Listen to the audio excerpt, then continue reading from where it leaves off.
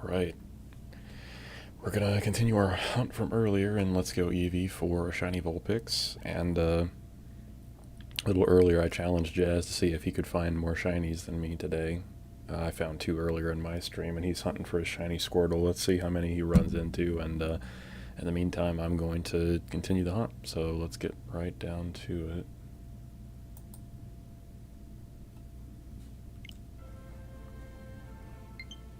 As far as this evening goes, I guess technically we're starting out a little ahead because we already have the chain going that we need. So we're just playing the waiting game and resetting the spawns occasionally.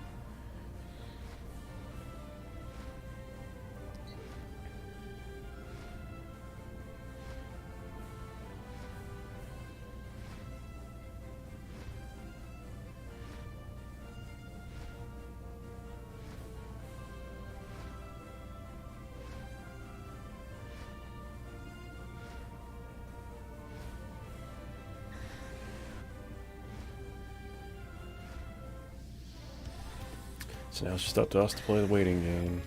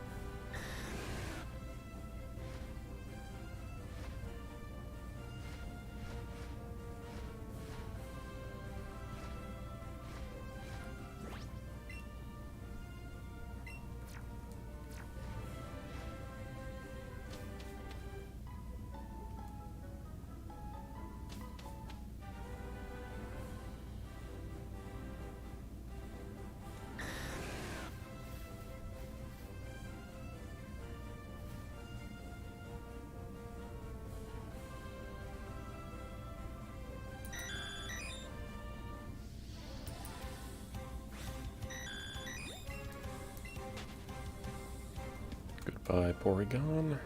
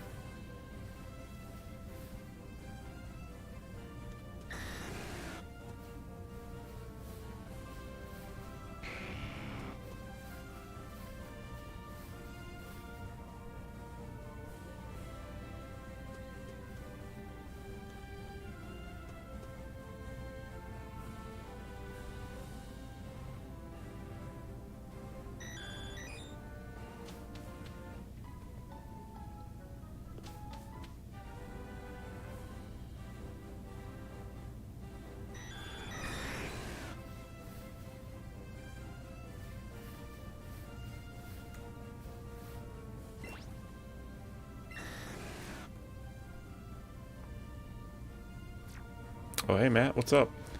We're working on shiny Vulpix today. I tried earlier and I ran into shiny Pidgey and a shiny Pidgeotto, but no Vulpix even after chaining it. So we'll see how it goes. It wasn't bad finding shinies though for how little time I spent on it this afternoon after playing Smash. How you doing?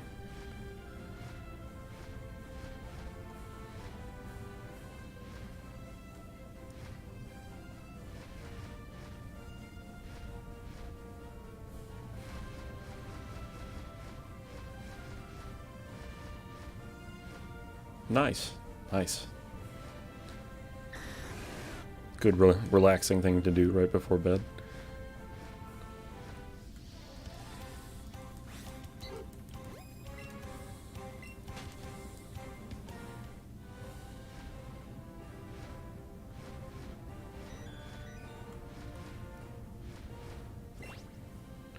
With my luck, if I get another shiny encounter, it's going to be a Pidgeot just to complete the set.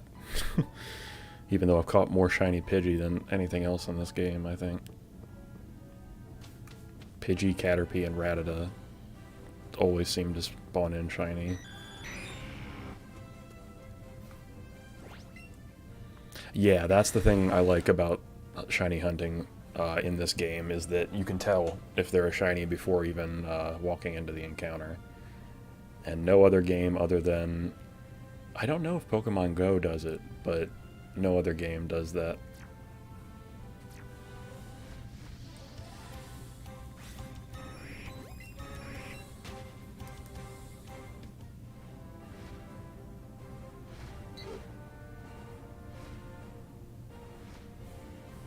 Yeah, it's it's funny you bring that up. At some point, I caught 6 of them, and I was like, you know what? I'm going to train them up, give them different movesets, and see if I can just take on the Elite Four. I forget what level I was going to train them up to, but then it was one of those weird things that, you know, when you're tired and you're playing a video game, but you're tired and you still don't want to go to sleep, and you're like, oh, I'm going to do something stupid, I'm going to do this, and then you get up the next day and you look at the file and you're like, what the hell was I doing? Why would I even do this? It was one of those moments. So yeah, I have 6 Rhydons, I nicknamed them all, and I still have them for some reason. Yeah, exactly. It'd be like, oh, dang, all 5 of my Horn Drill missed. Good thing I have another Rhydon with 5 PP for Horn Drill to go at it again.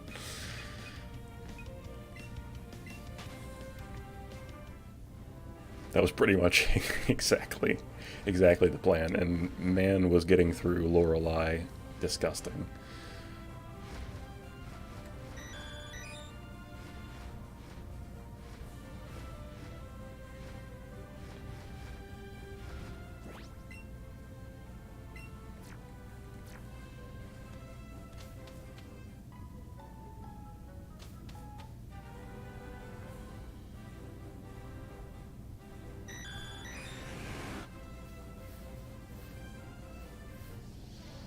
Oh, Porygon, please. I like you as a Pokemon, and I think your shiny form is really cool. I just don't want you to run face first into me.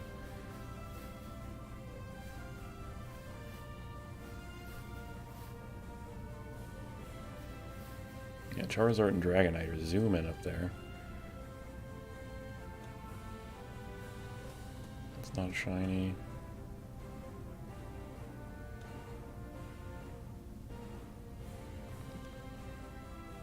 Oh, my bad. If you tried to post a link, I don't know if it would let you.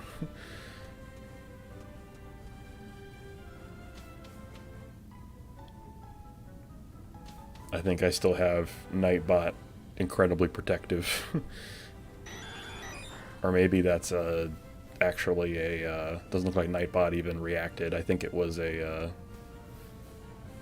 stream setting thing, so my bad. Remind me of a meme video that the Rhydons reminded me of. Is it on YouTube or something?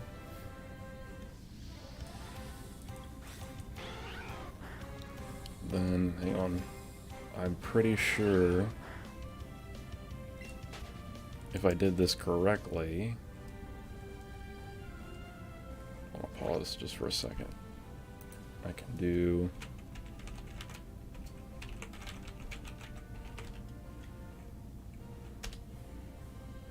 There you go.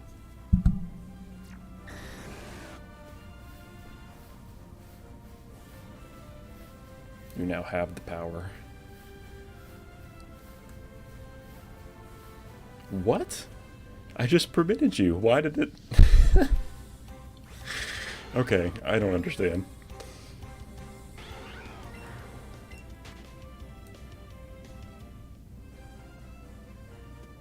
Yeah, that must be...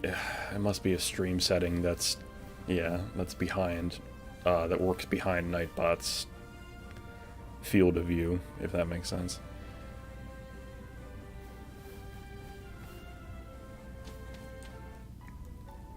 Yeah, alright. I was gonna say the only other thing I could think of would be to just whisper it to me, but... Why did I walk all the way through the tunnel?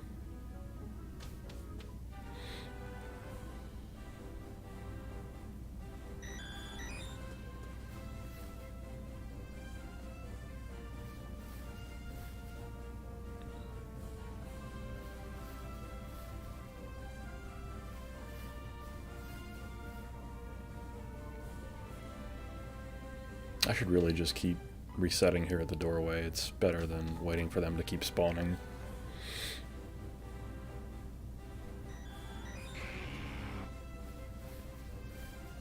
It's not a shiny Charizard. No shiny Raticate or Porygon, and one Vulpix that's not shiny.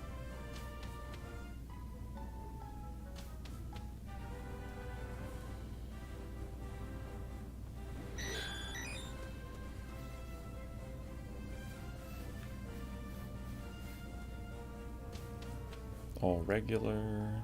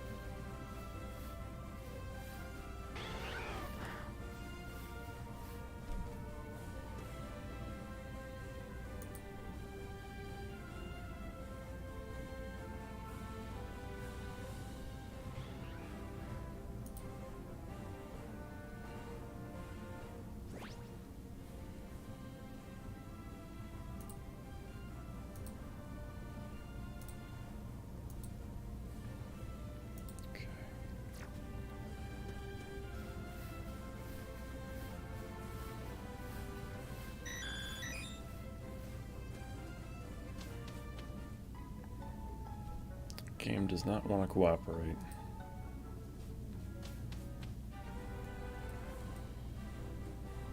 I guess I didn't check to see if I had a lure active, but the way they're spawning, I'd have to imagine it is still active.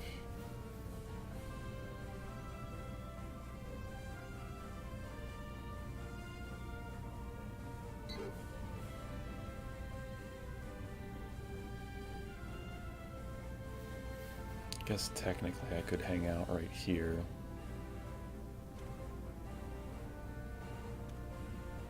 And see pretty much everything.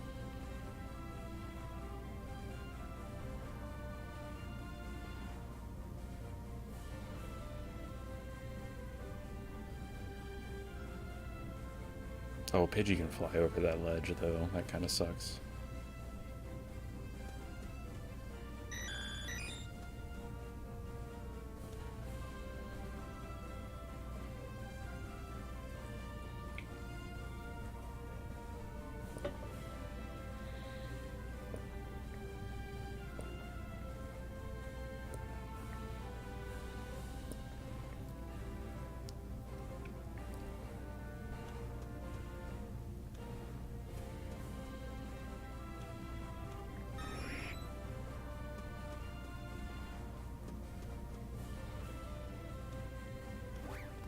Oops.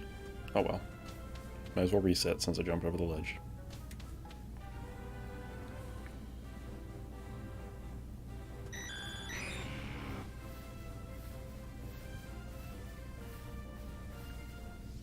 Okay, everybody is regular spawn.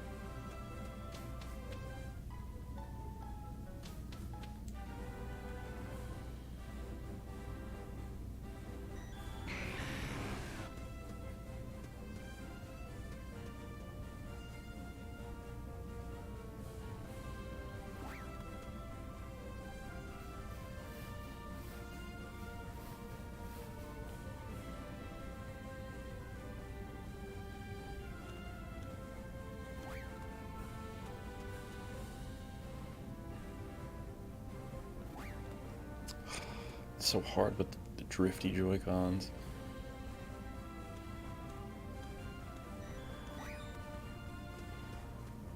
Oh, you played earlier this year? Okay.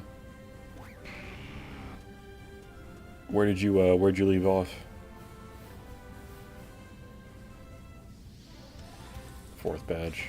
That would have been Celadon, which we're right next to, I guess.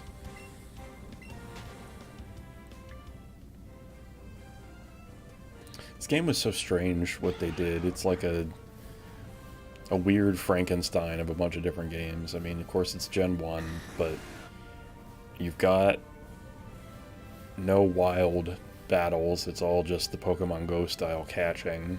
And then the battle mechanics against trainers are simplified. There's no abilities, there's no hold items like Gen 1. But then you also have weird stuff that you didn't have in Gen 1, like Mega Evolution exists in this game. You have the whole candy system to up their stats from whenever and whatever. Also, you've got Fairy type and Steel type in this game, but no Dark types. Other than... Actually, no, that's not true, because you can get Alolan forms in this game, too. To get Alolan Grimer and have a Dark type. Or Alolan Meowth in Persian. The only Steel type that you can get is Alolan Diglett or Magnemite. And then normal types that were normal in the original game got replaced with Fairy type now, so... There's a lot of weird stuff going on in this game. Yeah, grinding with candies can be kind of insane. The best way that I found was just to do a catching chain and catch, like... If you buy 100 Pokeballs and catch 100 of the same Pokemon with it, you'd get more candy than you'd ever know what to do with. And then use it, and then you can also sell whatever you don't need to the shop, and then trade those Pokemon into Professor Oak and get more. It's a whole mess. And the leveling system, I see your point with that, as well as the fact that all your Pokemon level up when you or get experience when you catch something. You can't control the leveling individually. It's a lot. There's a lot of different mechanics that they combined together for this game. Well, I'll give it to them. This is the first one that had full overworld sprites for all the Pokemon, even if it is just the first 151.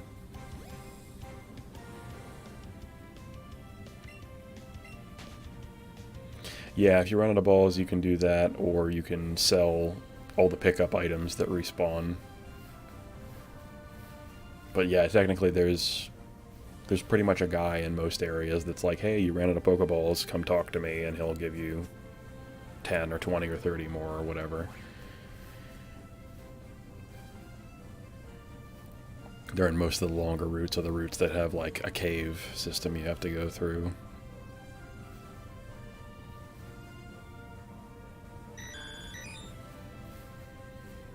And there's always that, another one I can think of is that lady in Pewter City. You can agree to watch her Slowpoke every day, and she'll give you, it's either a nugget or a pearl for doing it. To get more money.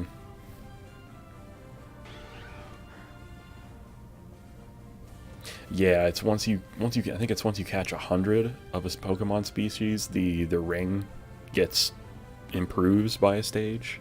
So if it's normally yellow, it'll go to green. If it's normally red, it goes to yellow or orange, or however it works at that point. So like I can give you an example here with Vulpix, because I know I've caught over 100 of these.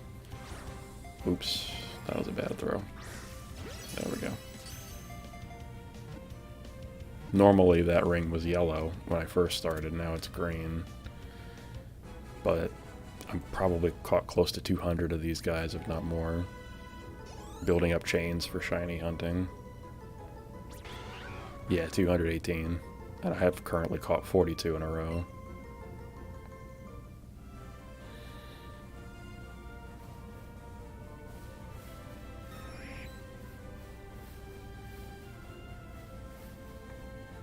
Yeah, I don't know why it sets up the system like that to be like, hey, you did everything right, but guess what? There's still a very good chance that the Pokemon will escape because it's just rowdy. It just doesn't want to be caught.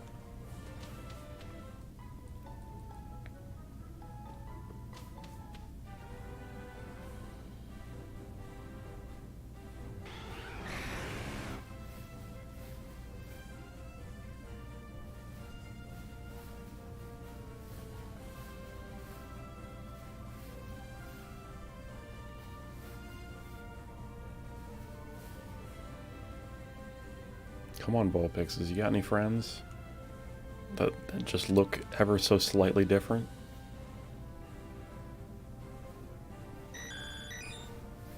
Or have a radioactive glow or something?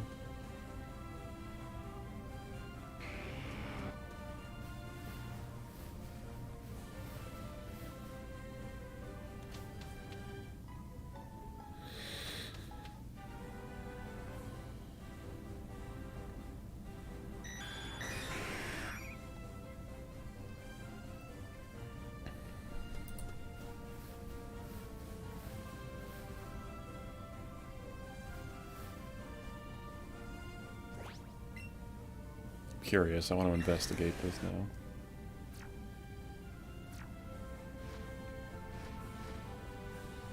Okay.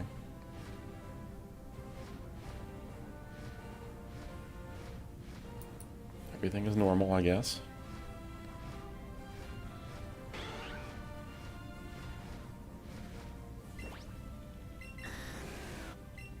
Volvagia, please.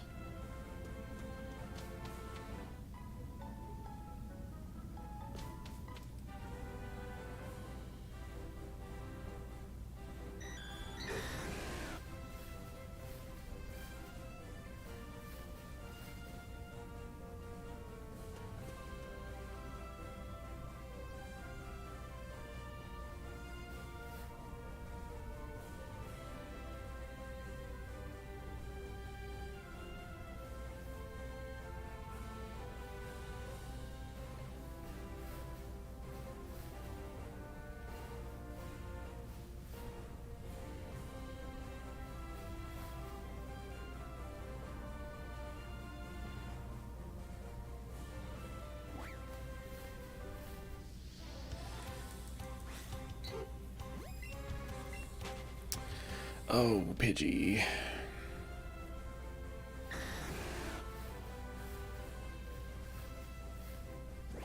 Probably caught a metric ton of Pidgey, too, throughout my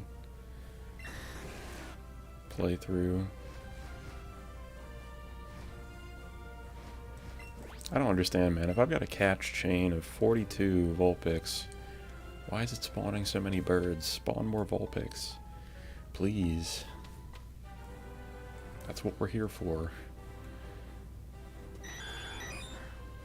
I'm okay with you spawning Porygon as well. I'm happy to see that, but I don't need to see Pidgey. I don't need to see Pidgeotto or Rattata or Raticate. None of that. Don't get me wrong, if it's shiny, I'll still catch it, but I don't know why the spawns are seem so irregular to me.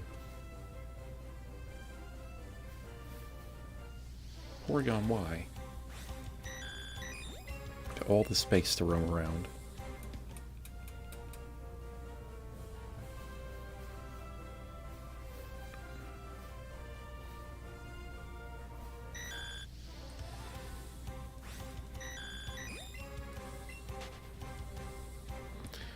Going for shiny Porygon's gonna be rough. I'll have to catch so many of those to get that ring down. I guess I'm just gonna have to hope that I come across one randomly, because I don't think I'm going to attempt that one. That red ring and how much it bounces around, forget about it. Be breaking chains left and right.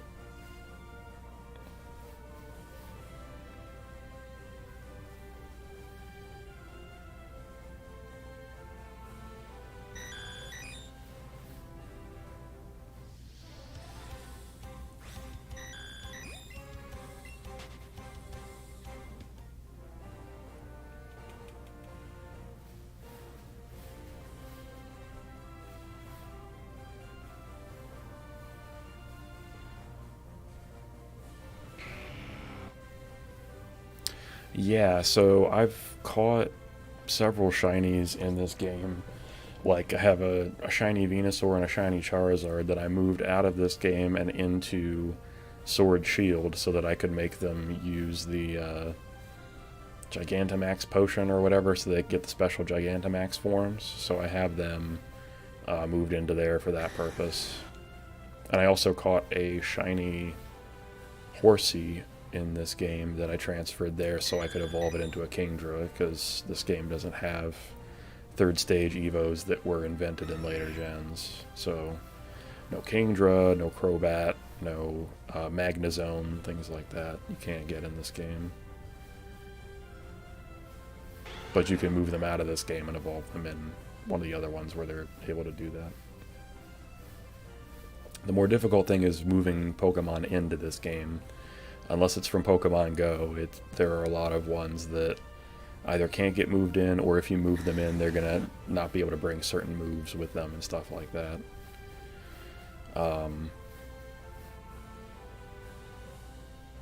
Yeah.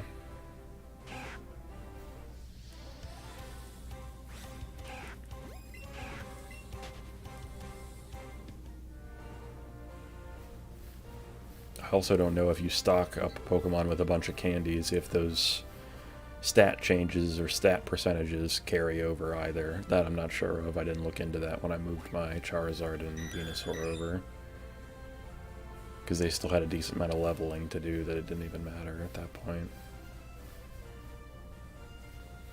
What gen was my first Pokemon? So I played Red and Blue. I played Blue because my cousin had gotten both, and he gave me the other cartridge, and he was like, here, play and trade me over the other two starters, and then you can just keep the cartridge and play through the game and have your own file. So I was like, alright, cool.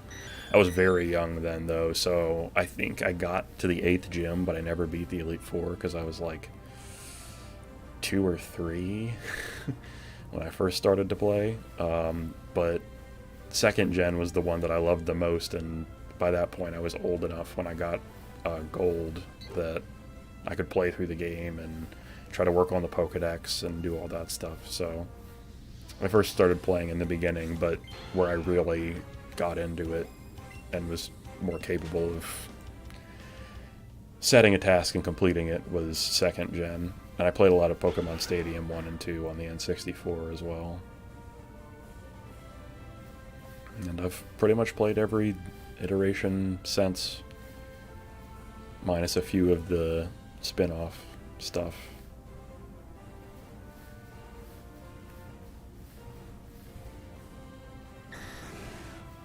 What about you?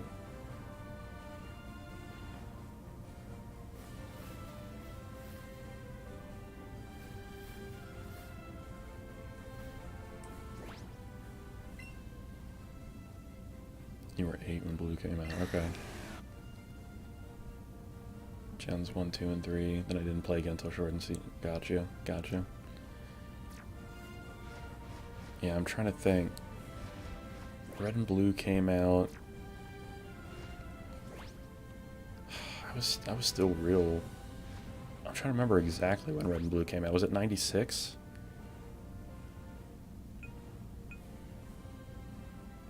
Gen 1 was 98. Okay.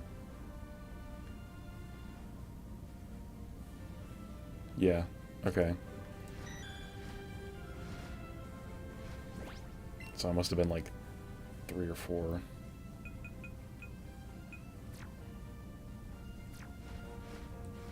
I was young. It was definitely before going to elementary school. Maybe kindergarten. I was still playing it.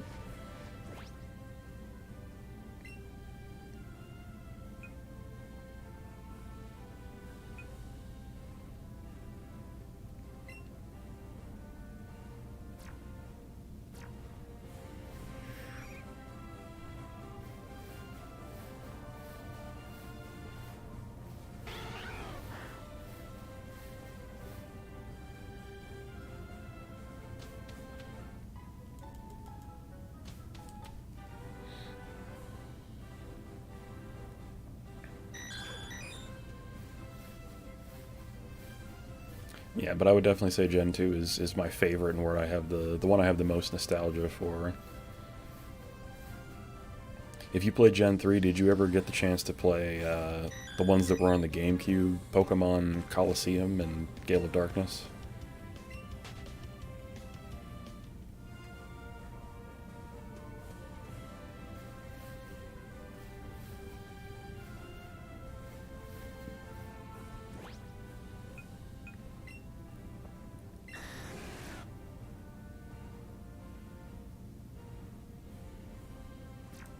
Or beating the Elite Four in Morning Carol, we got dropped at the cafeteria before school.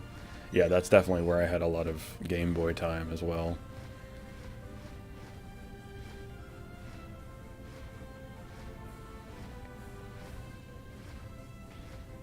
And my older brother is 4 years older and tried to show him. He's like, ew, come on. That's funny because I feel like if... I felt that when I would be there in the early morning playing on my Game Boy, it didn't matter what age the other kids were.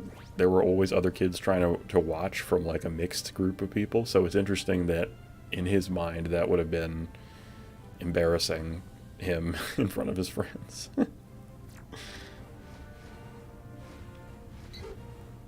All I remember is when Pokemon came out, everybody was, like, all the other kids were obsessed with it.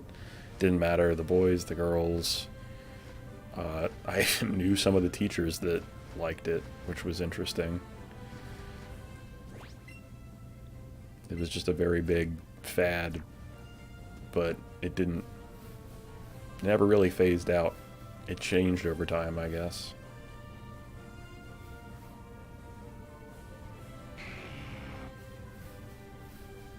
They got banned, huh? Wow. Well,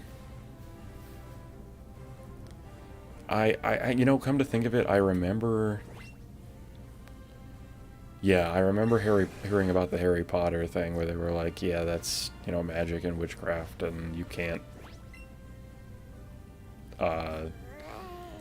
read it because this and that. I do remember a whole thing about that.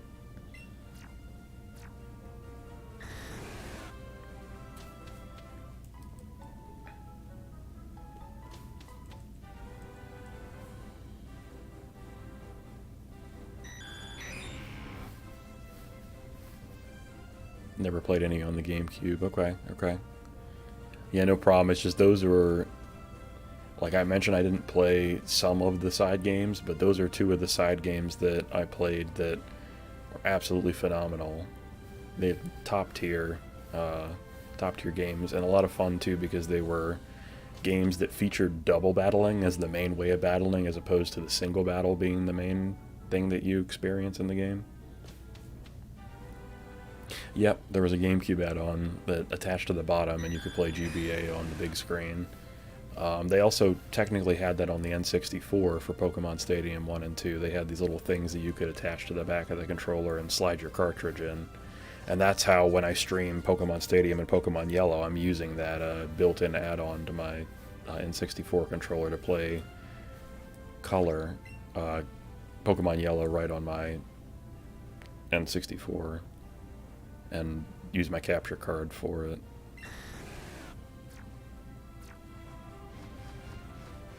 Okay, for a second I thought I saw the shiny sparkles of success, but I was wrong.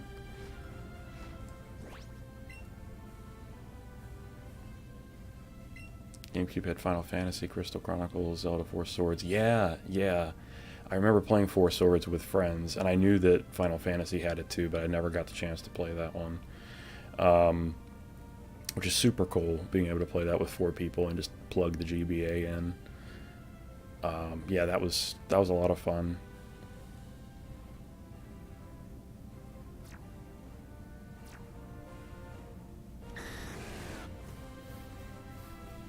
Ooh, and another Pokemon spin-off that I played that I really liked was, hang on, I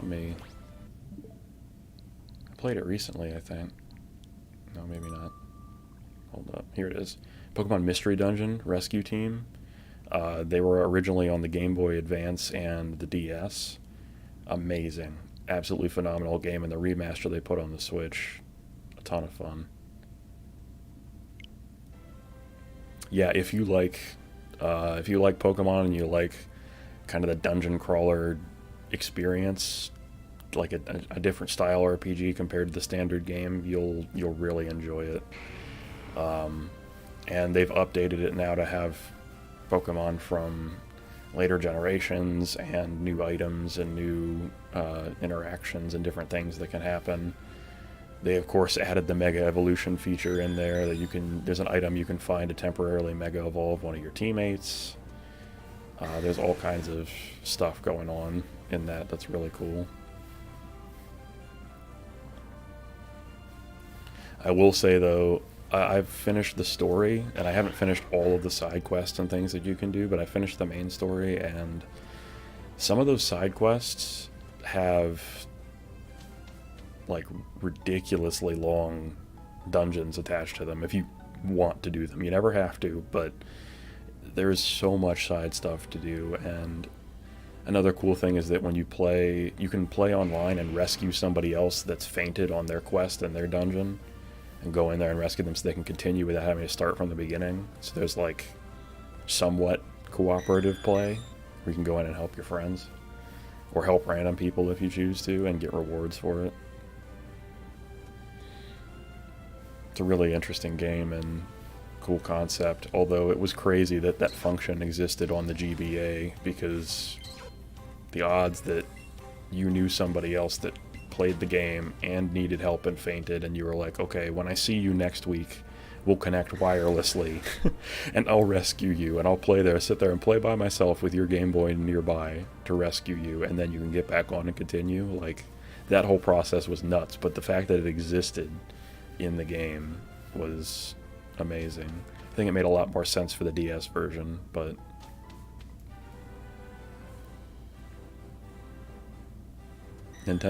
sometimes Nintendo unleashes their big brain and says, yeah, it says we're going to have that kind of insane connectivity. Yeah, oh my god. Their biggest step up internet-wise, well, I would say their 2 biggest steps up internet-wise were on the Wii, where they got the Wii Shop channel and you could play Mario Kart online with people. And then when they added the Nintendo and Super Nintendo online for the Switch.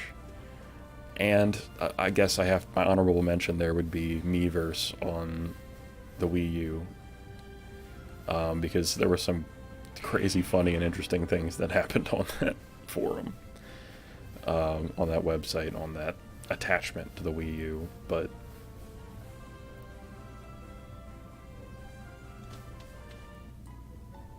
yeah, you're right. They've just been behind on online stuff. You shouldn't have to have a separate phone app to connect and talk to people that you're playing with online. That phone app shouldn't disconnect between every match or every iteration and reconnect.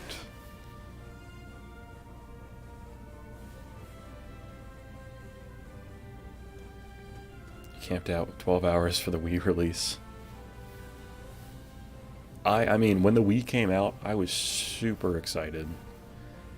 And I played so much Wii Sports and Wii Play that it was just amazing. But the internet, very disappointing. And the games that existed when it first came out, there wasn't a lot of you didn't have a lot of choices. You had Wii Sports, Wii Play, and then there were like a couple movie knockout games that or knockoff games that came out early in the Wii's release. There wasn't a ton, and then it started to fill out over the course of time.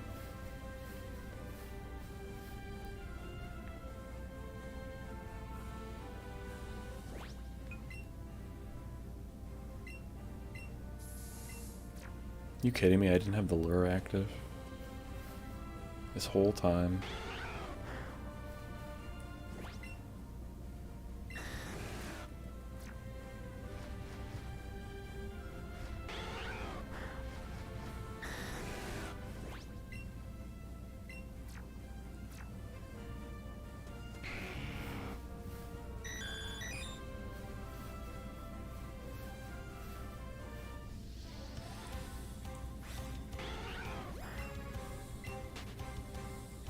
Wonder how many more console until Nintendo catches up to Xbox 360, PS3. Yeah, it's kind of nuts how far behind they are on the internet side of things. To be honest,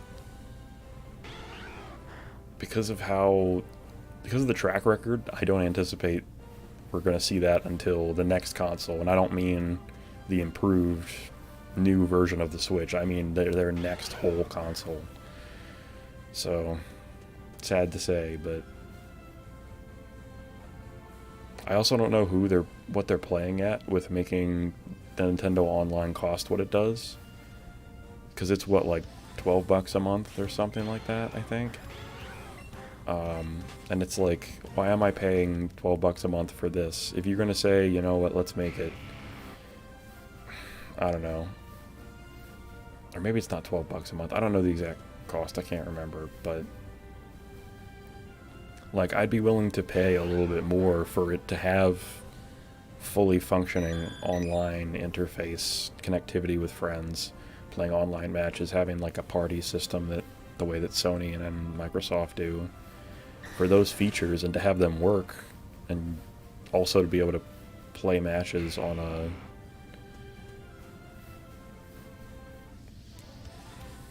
a well-connected service. That's what I want. PSN is 60. I only buy it on sales where it's 45. Okay. Yeah, I think usually when I get it, it's some, I forget the last time if I refilled it, if I used a card or if I actually just renewed the subscription online. I can't remember. But you're right, they have those Sony store sales where you can get it for less.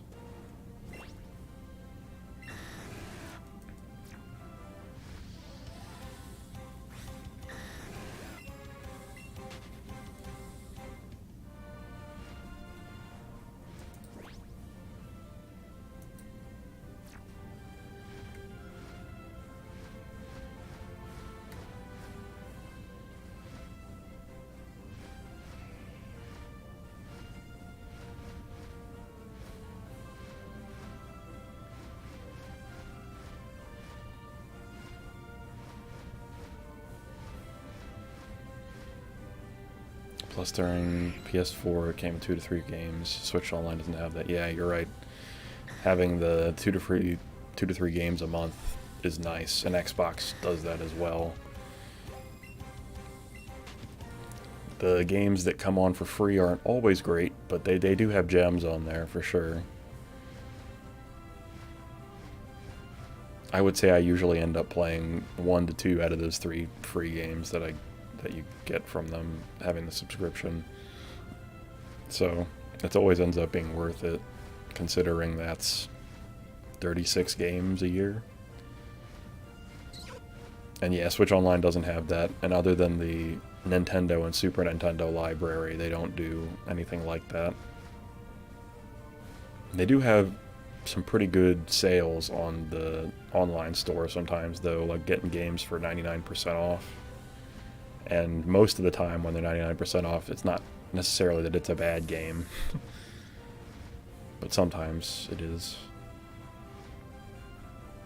Yeah, I was on the fence about getting the remake, mostly because there are things that had come out that I wanted to spend money and time on.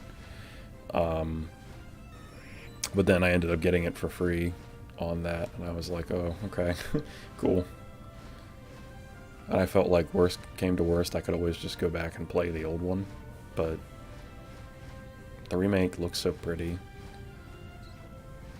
How could I turn that down?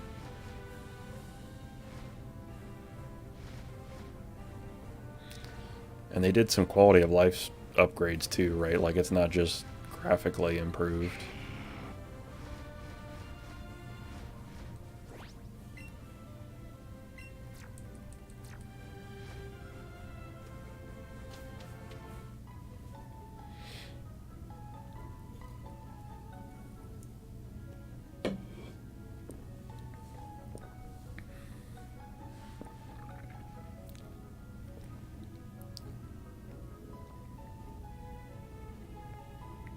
Okay. It's a full remake, not just a remaster. Okay.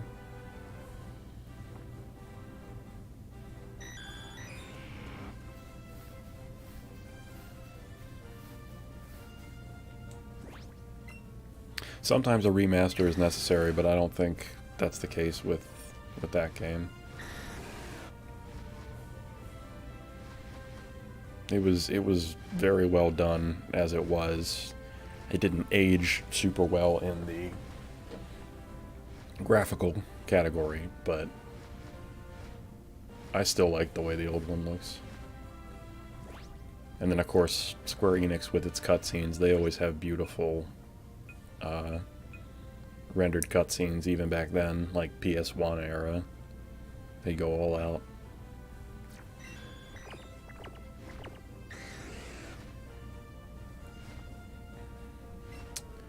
Did they do one on the 3DS recently for Golden Sun? I thought I remembered hearing about Golden Sun in the last couple of years.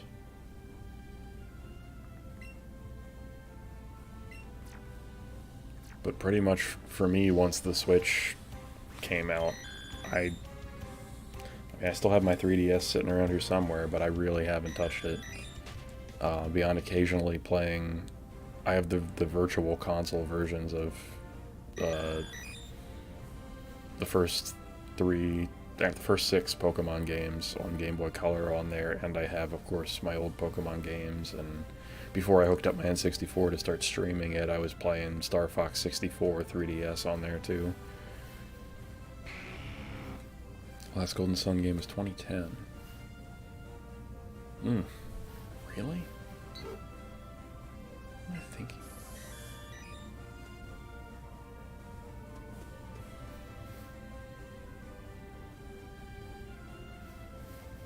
I'm trying to think what other game I'm...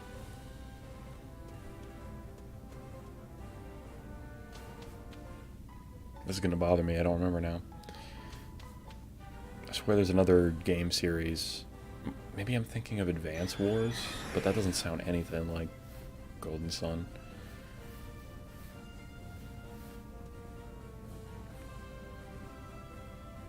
Yeah, Star Fox is fun, man. I love just flying through that game. The last time I played it, I was trying to get all the medals on the levels, and on my 3DS I have a significant amount of that completed. There's just a few left. I think I have to finish... I think it's Sector Y and Venom are the only 2 missions I need to get the rest of the medals on the 3DS version. But on my N64 old cartridges, I only had medals on certain levels that I knew very well, and the rest were empty, so... I was working on that for... Gee, Fox, I guess I should be thankful. Hey, Einstein, I'm on your side. I love Falco in that game. In fact, what I wanted to do with my stream initially was, I don't know how I was going to do it, but not do like a virtual streaming thing, but have like, whenever I speak, to have this little box with my face show up in it and have me talk, and then when I'm not talking, have it like slide back out the way Star Fox has it. I always found that so cool.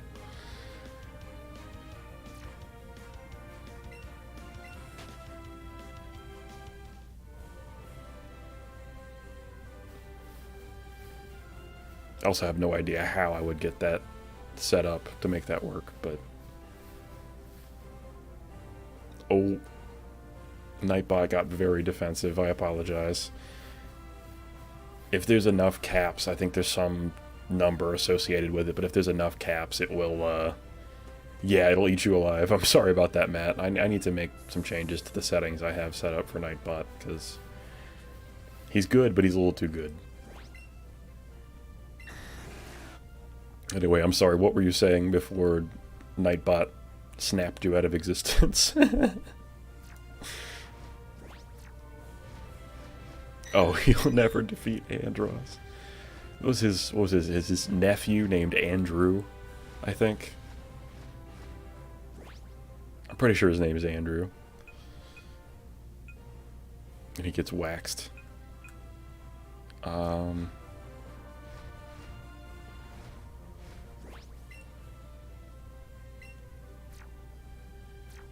Or no, Andrew's the one that goes, Uncle Andros, when he gets killed.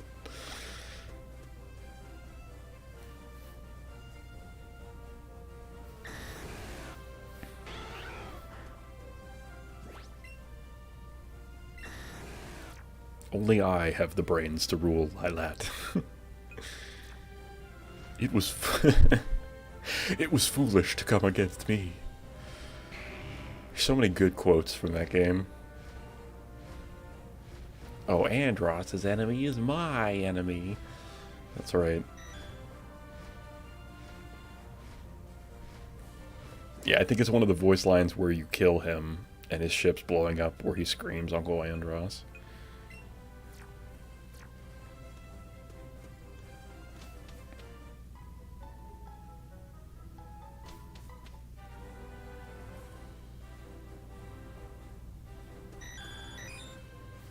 I think my favorite character, the underwater level. Oh, you're talking about Zone S? Yeah, Zone S. I typically avoid that one if I can, just because it is anxiety causing. But I don't know. I think I'm just bad at that level, and that was one of the ones that I was trying to get the medal on, and that was one of the harder ones for me. And I was like, you know what? I'm good. I don't like that. I definitely would avoid the playing Zone S if I could. Or wait, is it Zonus? I think it was Zonus. Was the one that's underwater. Or no, Aquas. Aquas is underwater. Zonus is the one that's has all that like toxic waste dump place. Oh, the spotlight level. Yeah, that one's a hard one too, especially because one of the parts where the spotlight like gets you or one of your teammates gets caught by it, it's hidden behind all this stuff and you have to like perfectly line up a shot or be prepared for it in advance. Or bad things happen and you still get caught anyway. Or you had to like shoot other things in the level to make this one spot open up so you could actually destroy the last one. That one was rough. I think my favorite level in that one, though, is the one where you help Bill, and it's like the Independence Day scenario, with the big mothership that flies over and tries to destroy the base, and you have to shoot the hatches. That one's my favorite. The hatches are open. No, Fox, that was one of ours. You accidentally shoot the other ships because they're just everywhere. They're like gnats flying all around your screen.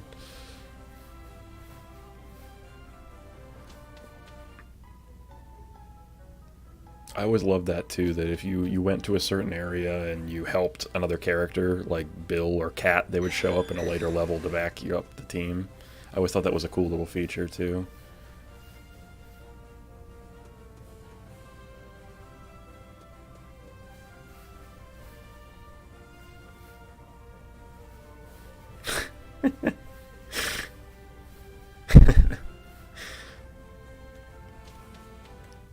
I'm trying to think. I forget what mission Cat originally is in, but I remember her coming to help out I think it's like the left side of the map, the left planets. Cat was in the train mission? I feel like she had to have been in something before the train mission, right? Because she can potentially come help you on the train mission, right? Because I feel like the normal route that I take goes to the train level, and I don't usually have her there because it's the level that I normally go to before is Solaris, the one where it's like the molten sun of the system. Or no, it's not Solaris, it's just Solar, I think, is the name. She was in the train mission? Okay. I feel like when I go there, I never have her there, though.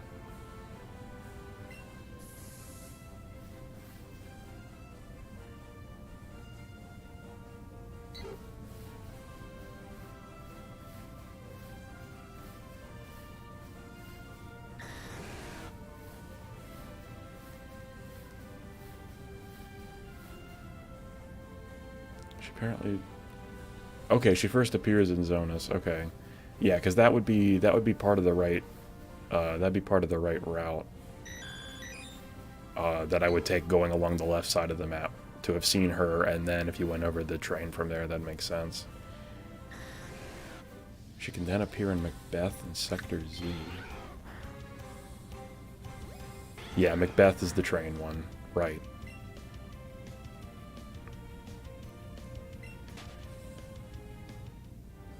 I love the train mission. The end, if you do the special route, where it's mission accomplished instead of mission complete, and the train goes into the base and blows everything up, that's definitely one of the most satisfying explosion scenes between the sound effects and the visuals on the N64, undoubtedly. It's like the equivalent of the Death Star blowing up.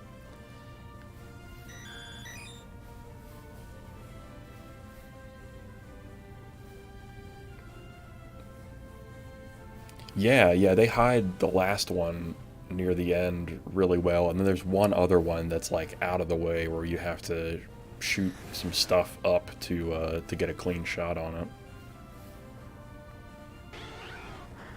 It's immediately after you pass through an arc. Yeah, they give you no time. You have to know that it's there and be ready to shoot it, because if you see it when it comes up and you're not in position, you're not going to swerve into the way in time, or you're going to fly directly into something and risk blowing up just to get that shot off. So if you have low health at that point, you're doomed. You have to just go past it.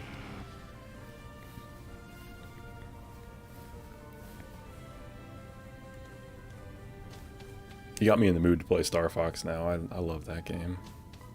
Such a good game.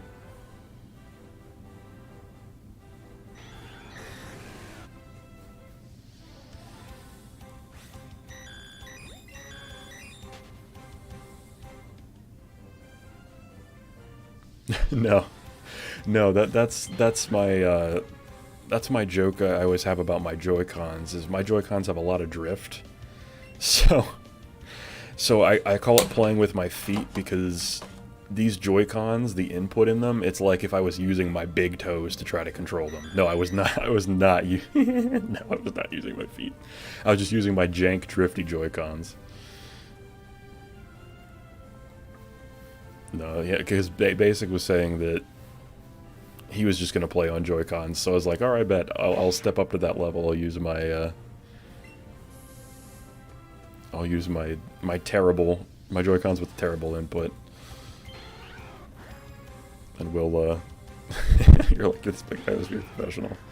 No, I think I'm okay at Smash, but, if you ever watch any of my streams of me playing Smash, I'll win, like, 5 or 6 matches in a row, and then I'll lose 6 matches in a row, and I'll just be right back where I started, points-wise on the scoreboard.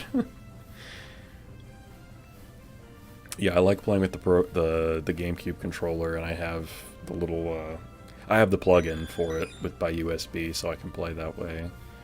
But I also have I can actually show you. I have a Nintendo Switch Pro controller that's GameCube style, that I use once in a while too. It's kind of like playing on a Wavebird, the old wireless GameCube controllers that existed back in the day. It's very comfortable. I like it a lot. They did a good job with it. And I'm pretty sure it was the same cost as your standard Pro controller.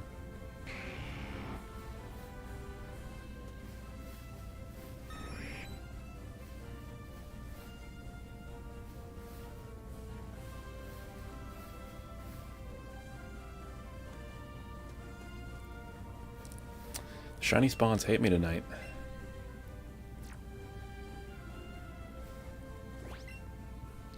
Let me just check the sky spawns just to be sure. Okay, no shiny.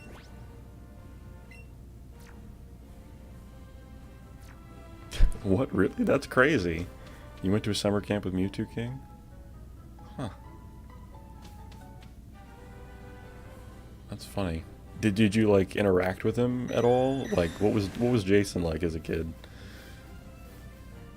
Because I actually used to watch his I still follow him on Twitch. I watch a stream of his once in a while of him playing. I used to watch him and Hungrybox and Mango.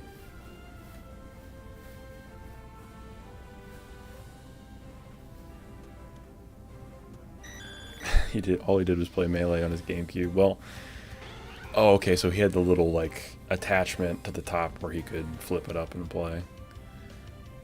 I had a friend that had one of those, and he used to have it in his car. So when I went on a trip with him, he'd be sitting in the back playing Luigi's Mansion on it.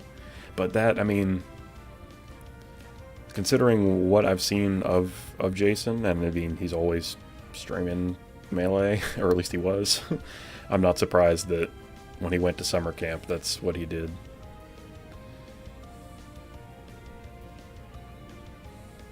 I don't know why I'm trying to catch this Vulpix. I don't need chain anymore. It's just on autopilot for a second, I think.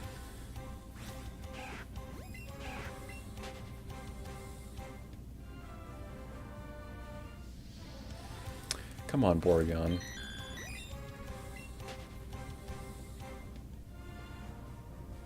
It was a technology camp at Georgia Tech. Okay. Interesting.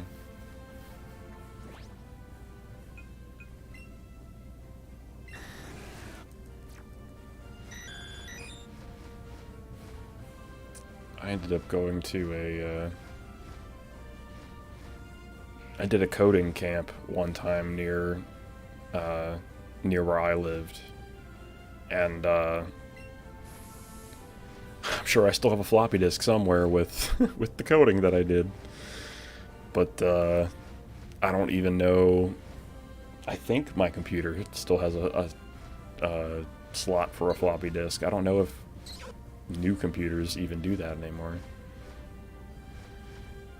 I also don't even remember what old programs that I wrote would be on there. I'm sure it was something very simple.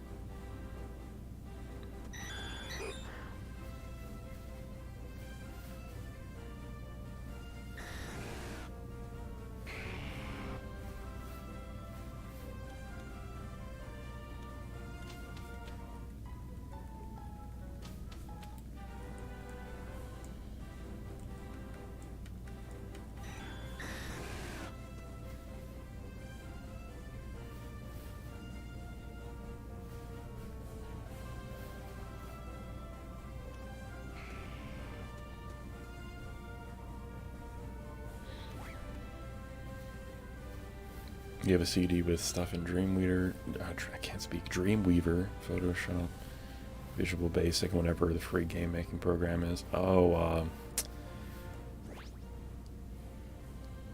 the one that I can think of off the top of my head is literally just called RPG Maker, but in 2002, I don't know what that would have been. Maybe it had a different name. Okay. Yeah. I'm pretty sure at some point I made a game in RPG Maker, and I remembered trying the game that I made, and I was like, wow, this is awful. And I didn't even finish playtesting it because that's how gross it was. I feel like I had some good concepts, but none of them were implemented well or at all. So I abandoned that project pretty quick.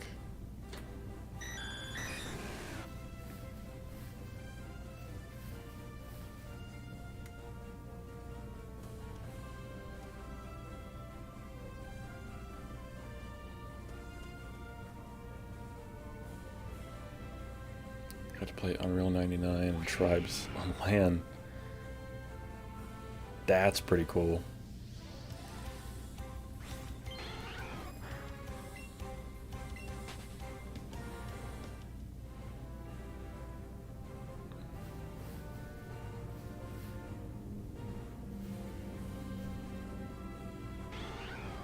Unreal 99 must have been a lot of fun to just have like a whole area like that set up to be able to play all together.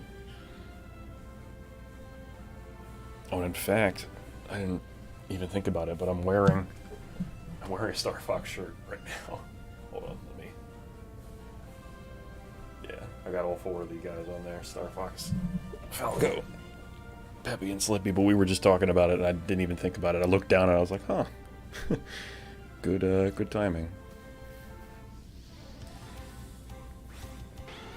It's a sick shirt. Yeah, thanks. Yeah, I've had this one for a couple years now, but I love it. When I saw it, I was like, okay, I'm gonna do this. I absolutely love the design. I love that all 4 of the characters are on it.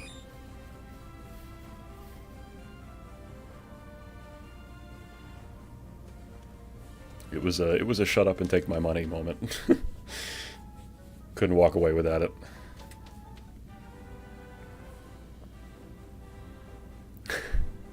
You know what's funny is the first time that I had that interaction, I went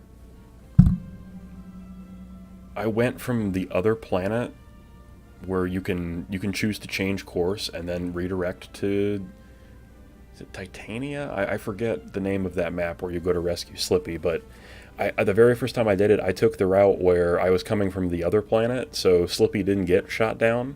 I was like, wait, Slippy was just with us in the last mission and nothing happened to him. Why is he just gone now and we're rescuing him? I was so confused, and then I realized, I was like, oh, the next time I played through, I took the other route, and I was like, oh, at the end of this mission, Slippy gets shot down / captured, whatever, and then you go to this planet to go after him. So it was weird. It was like, I guess they didn't think that somebody would go the other way and then change their mind and come back. But yeah, other than literally Slippy is good for one thing, and that's for showing what the boss health bar looks like, which isn't actually necessary. At least Peppy actually tells you what the weak point of the enemy is, and Falco will be like, hey, let me show you an alternate way to get through this level so we can go to a different area.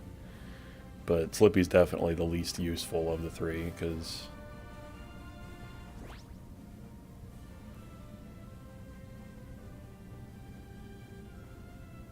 I don't know if you play Kingdom Hearts 2, but it had an entire side section of the game that was basically Star Fox. Are you talking about when you'd go through the keyholes in space from planet to planet?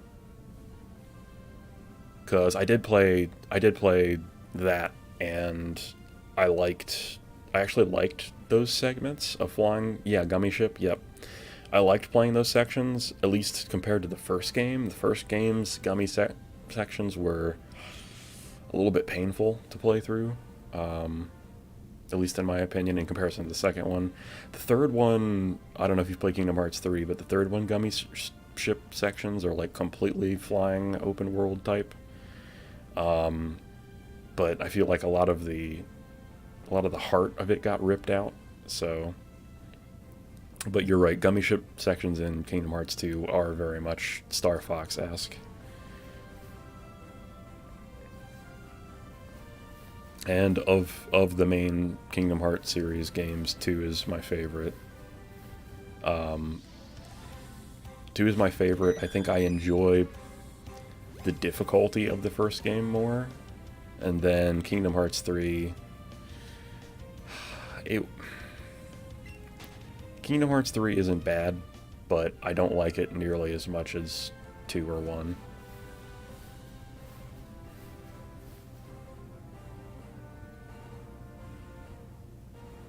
You got it for $5 6 months ago. Yeah, it's worth playing. It's all right, but it's, to me, it's 1 and 2. I didn't play through 3 and feel like, wow, I'm really going to enjoy playing through this whole game again, kind of thing, the way that I felt about the first game or the second game. And there's also DLC that got added to the third game that I still have yet to touch, because I played it all the way through story-wise when it first came out, and then barely went back to it. I went back to it to do a couple of the trophies, because I was playing it on PlayStation, but...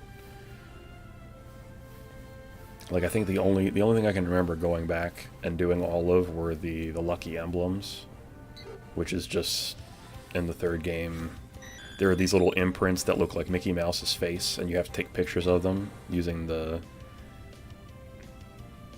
I forget what the phone is called, but... oh my god, yeah, Kingdom Hearts as a series is something where explaining just one little chunk of the story takes 8 hours, diagrams, tables, charts, and appendices, just to explain what happened in one little section of the story. And then, if you have any questions, then that's an additional 6 hours right there. I love going... if you type in, like, the Kingdom Hearts storyline on YouTube, you get many, many videos that are, like, hours long, just scratching the surface. It's an amazing game, but I'll never, like, I get some of the... yeah, I've seen the In a Nutshell series, and it was painfully real to watch that video. Painfully real. I know exactly what you're talking about. Oh my god.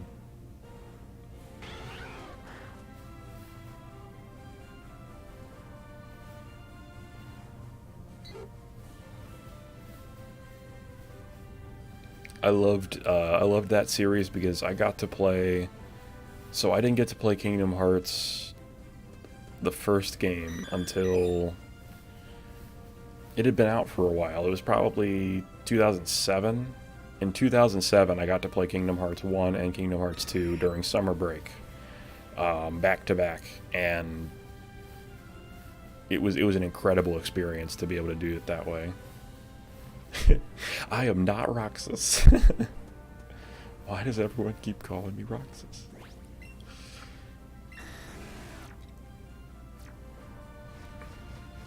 I will say, though, going from Kingdom Hearts 1 to Kingdom Hearts 2 back to back, and not having played any of the other games or side games, well, I won't say side games, but all the stories all connected, but any of the other parts of the series, and just going from 1 to 2, absolutely confusing.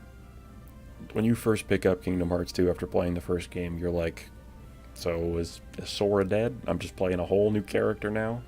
What's going on? And then I felt so torn when the beginning section with Roxas ends and you start playing as Sora, and it's like, wait, I just spent like basically an hour investing into that new character, and then he's just ripped from me again. And the longer you play Kingdom Hearts, the more you find out that Roxas is kind of screwed. You're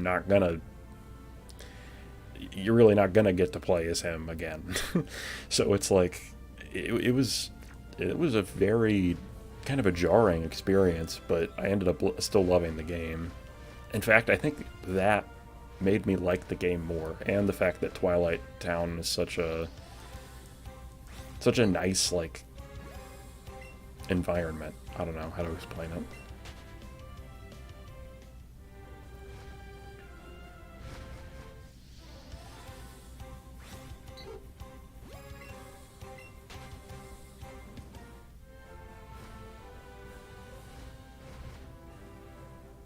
Wait, were there not any side games? I thought they put something out on...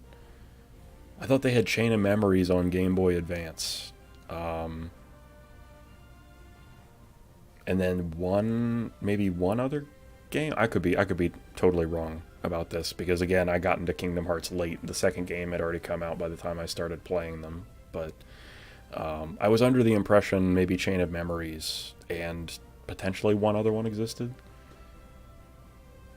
Okay, yeah, Chain of Memories. And that was one that I didn't get to play until much, much later. And I don't really like the playstyle of it. So I was really just there for any story pieces that I could pick up, which, if you have any experience with Chain of Memories, that game is intentionally confusing constantly. More so than the rest of Kingdom Hearts, maybe.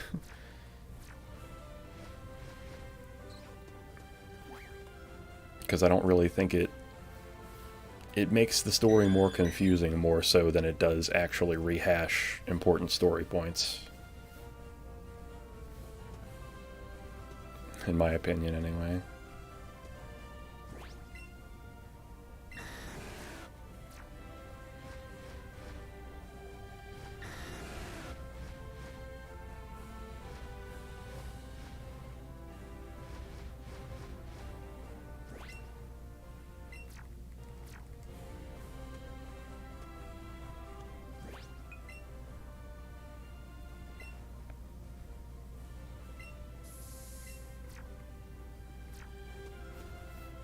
I've really been saying no to lures every time they pop up. Is that what's wrong with me? Is that why shiny Pokemon aren't spawning? Pidgeotto, please. So aggressive.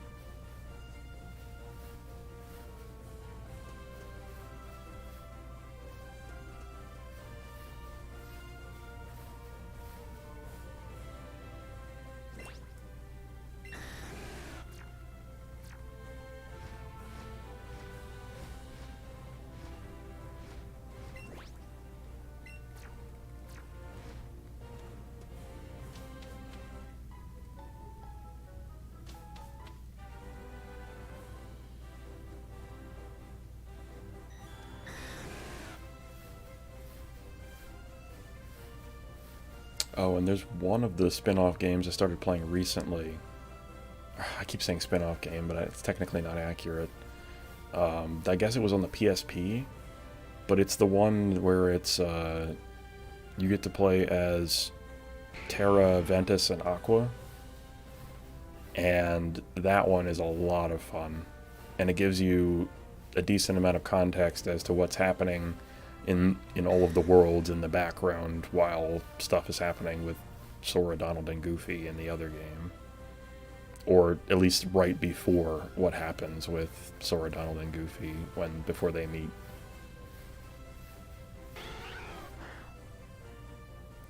That's one that I've played that I've actually enjoyed. Chain of Memories I did not enjoy just because I didn't like the combat style. The one on PS4 you play is Aqua. Yeah. Yeah, I think that's the other one that I have not played. But I've heard good things about that one, too. And one of the games, I want to say it's 358 over 2 days. That's the one where you play as, like, Roxas and Axel and the other character whose name escapes me. Not Naminé, but there's another girl.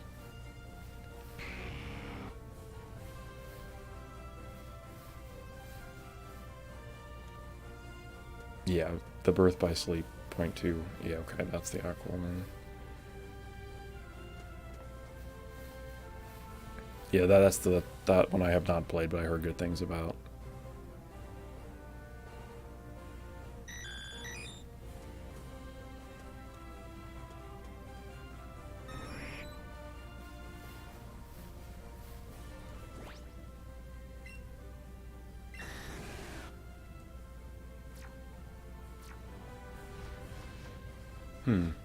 Essentially Kingdom Hearts 3, okay. I didn't realize that that one was that close to that style.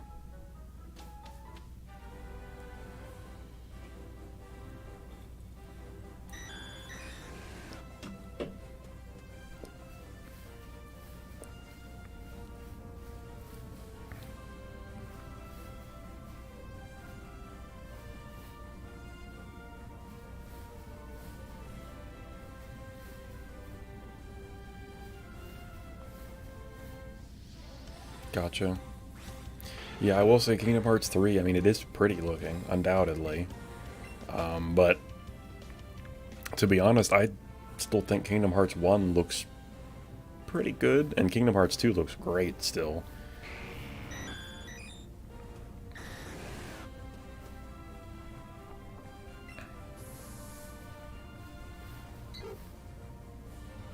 But yeah, Kingdom Hearts 3 looks like you're watching a Pixar movie, pretty much.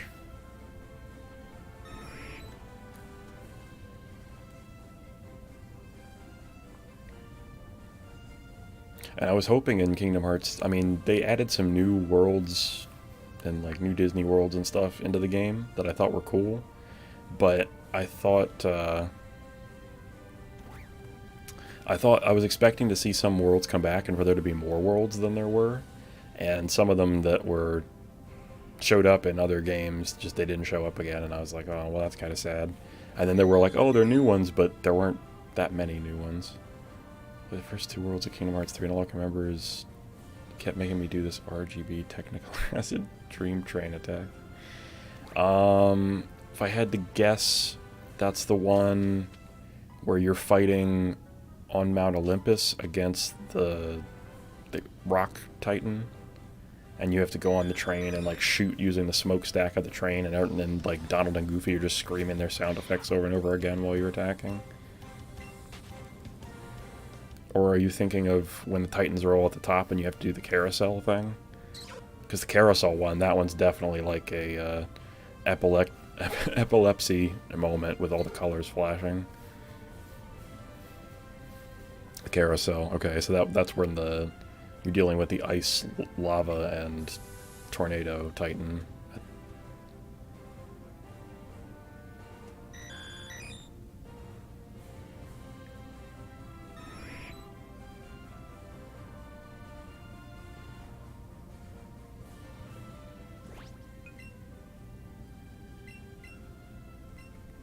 Okay, it's still in effect.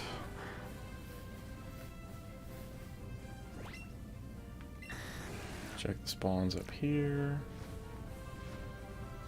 Normal. Okay.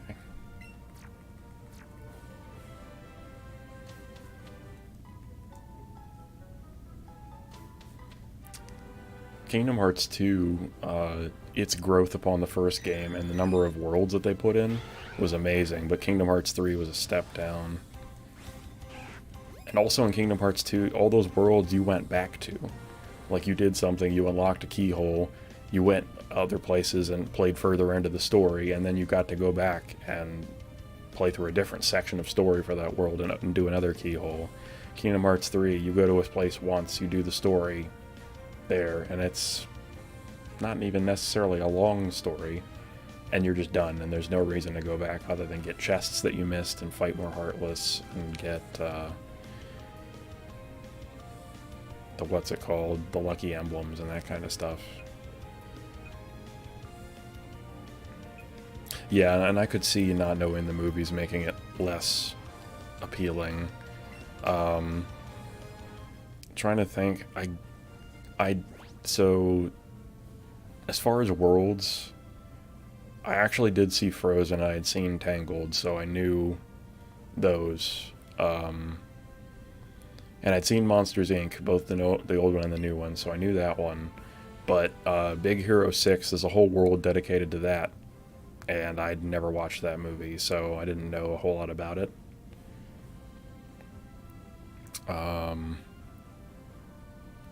Toy Story I'm well aware of, although I didn't see the most recent Toy Story. I'm trying to think. I think I'd seen the other ones. Pirates of the Caribbean, I'd seen Hercules, I'd seen I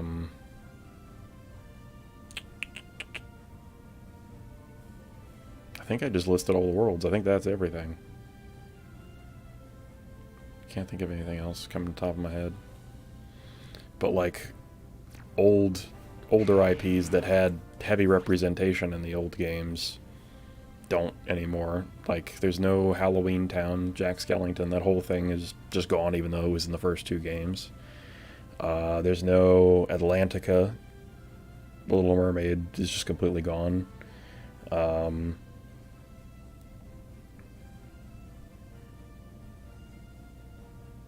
Beauty and the Beast, that's gone. Mulan is gone, even though that one was only in the second game. Obviously, Alice in Wonderland and Tarzan didn't come back, but those have kind of shared IP problems between Tarzan being written by Edgar Rice Burroughs and Alice in Wonderland not being originally owned by Disney. So I'm not surprised they couldn't continue with that licensing to continue those, but Monstro didn't come back again because Pinocchio isn't really an original thing either, so I guess that was harder for them. I'm trying to think of what else existed in the old ones but not in the new one. The Lion King didn't come back. It's everything I can think of off the top of my head.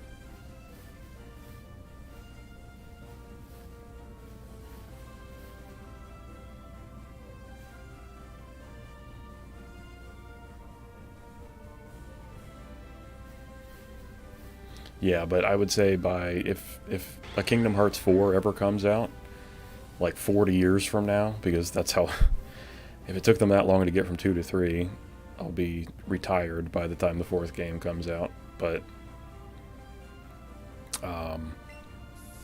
if the 4th game ever comes out, I won't recognize any of the worlds anymore, I'm sure. Other than the couple that they recycle from older iterations. Speaking of Alice, did you ever play American McGee's Alice Madness Returns? Yes. It actually became free on Xbox at some point, and I got to play it. And gotta say, I never finished it. I played, like, I don't know, maybe the first 20% of the game, and I really liked it a lot, and for some reason I just never went back to it. I enjoyed it quite a bit.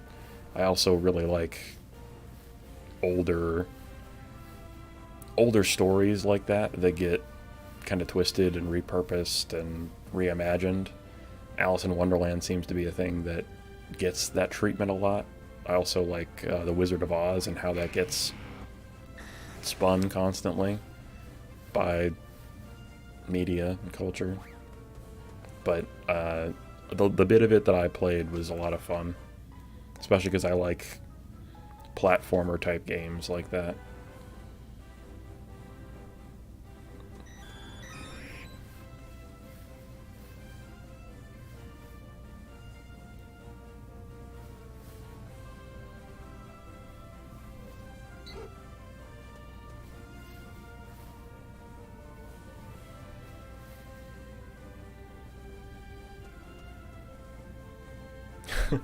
Blah blah blah blah.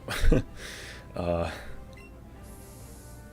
so yeah, I played the first season of The Wolf Among Us.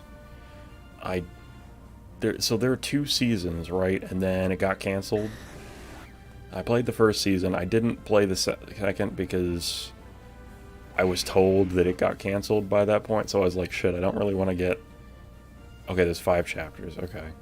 Yeah, I played the first one. I didn't go all the way through that game, partially because I started playing it like with somebody, and we were making choices together. So I felt like I wanted to continue making that choices with that person, and we never sat down to continue it. So, but I did enjoy the part of it that I played, and would happily go back to finish it because apparently we're not going to finish it the way that we intended.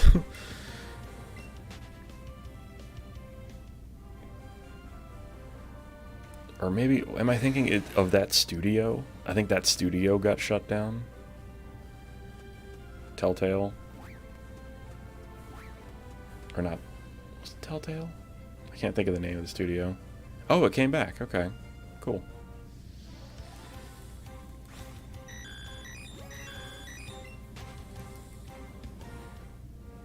They are. Nice. That's exciting. I remember hearing that they got shut down, and I found that very, very sad, but it's good to hear that they're back. Because I rather liked their games. I had some of their other ones that...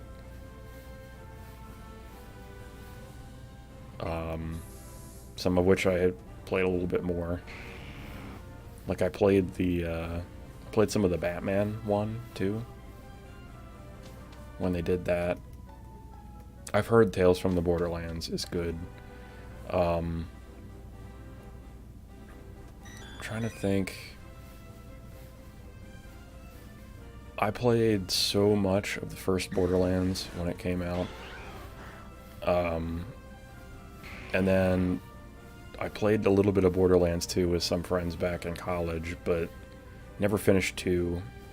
I tried playing the pre-sequel where you're on the moon, and I absolutely hated that because the environments that they made for shooting, just having pretty much all vertical environments sucked for being able to have a gunfight with enemies.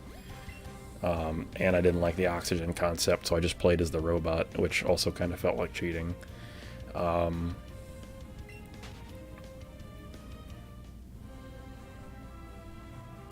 Gotcha.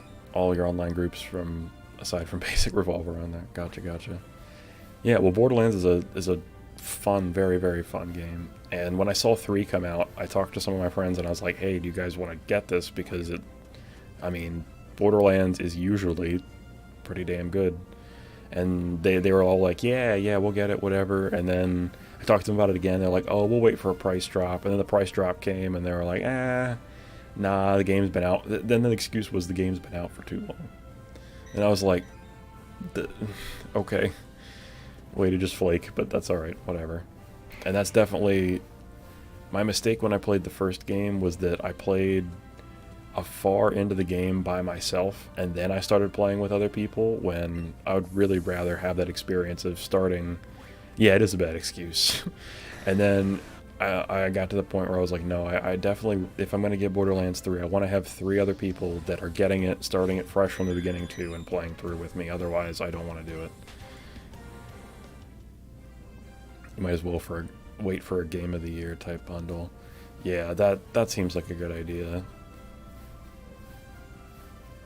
Because I think the only shooter type games that are coming out in the near future that I'm interested in are... I want to play Borderlands 3, and I want to get the new Far Cry when it comes out. Although I need to finish the last Far Cry because I never finished it. I beat 33% of the game. I completed a whole section, a whole area, and then I didn't even touch the rest of the game because I found the controls a little icky. Oh, they're doing another Borderlands game. Okay. Has 3 really been out for that long? I guess it's been... Yeah, I guess it's been like a couple years now, hasn't it, that 3's been out? So that would make sense.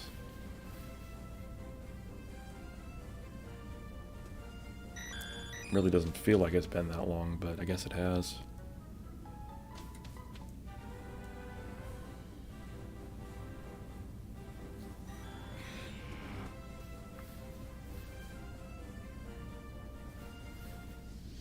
Can't believe I've been at this for an hour and 40 minutes with a full chain, and it still doesn't want to.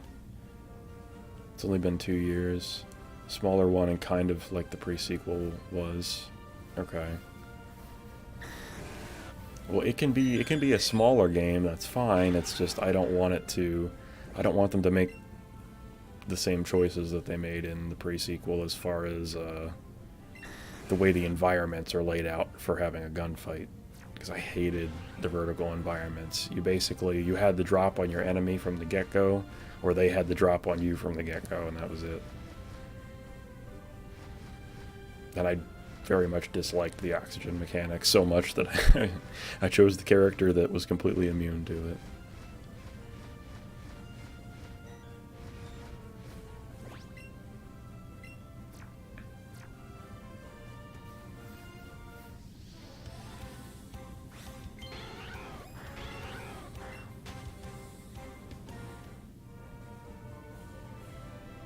Yeah, like it just wasn't for me. I didn't like having to go into nearly every encounter and aim basically straight up or straight down. But it, I think if I had been able to overlook that, it's probably a very solid game. But for me, that took things in the wrong direction too consistently for me.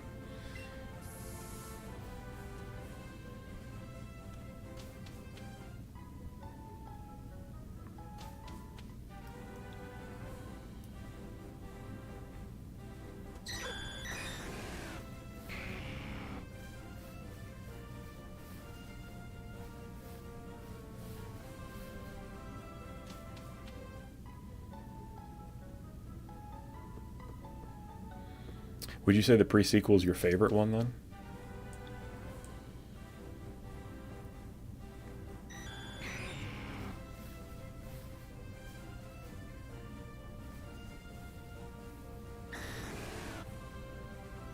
No, your favorite is 2. Okay. I liked playing 2. I wish that I'd gotten the chance to finish it, but again, that was back in college, and we yeah, I'm trying to think. Yeah, that would have been maybe freshman year of college.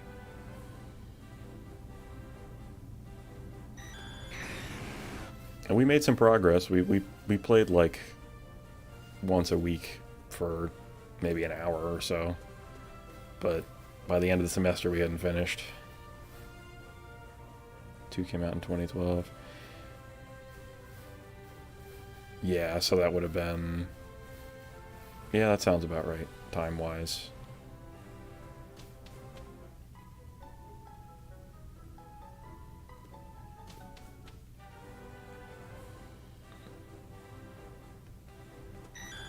I always tried to play, in the first one, my favorite character was Mordecai. I liked doing that type of role.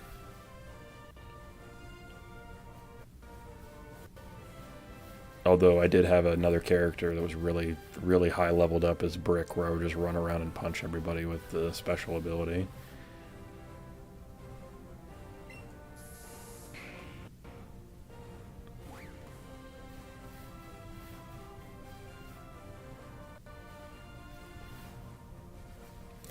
Although when I played the first one, I did find it frustrating that it seemed like Lilith had the best ability. And that the character, I mean, none of the characters were extremely bad, but it definitely seemed like picking some were better than others. If at very least on a single player basis, if you were playing by yourself, playing as Brick sucked.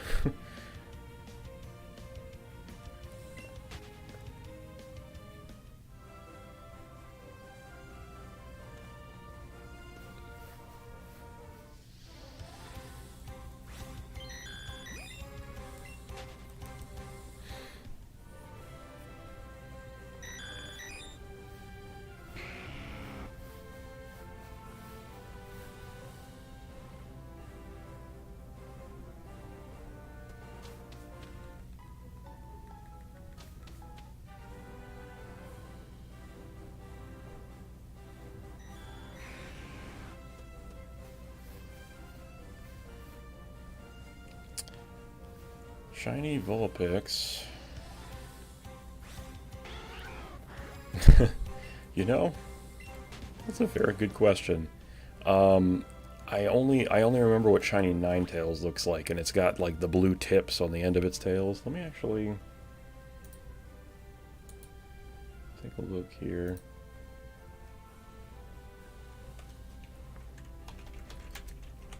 I think you're right, though. Oh, actually, so Shiny Vulpix, it's like Shiny Vulpix, like the body of it is the color of what the normal Ninetales body is, and the wow. Okay, so Shiny Vulpix basically looks like like a regular Ninetales coloration, with the tail tips being that orange color that it normally is, and it keeps that like orange tuft of hair on the top of its head, but its eyes are green. So that's kind of cool. Yeah, it's like yellowish the way that Ninetales is, and then Ninetales shiny is like a white silver color with blue tail tips and red eyes. It's got that what is it, Will-O-Wisp color palette, I guess is what that's called.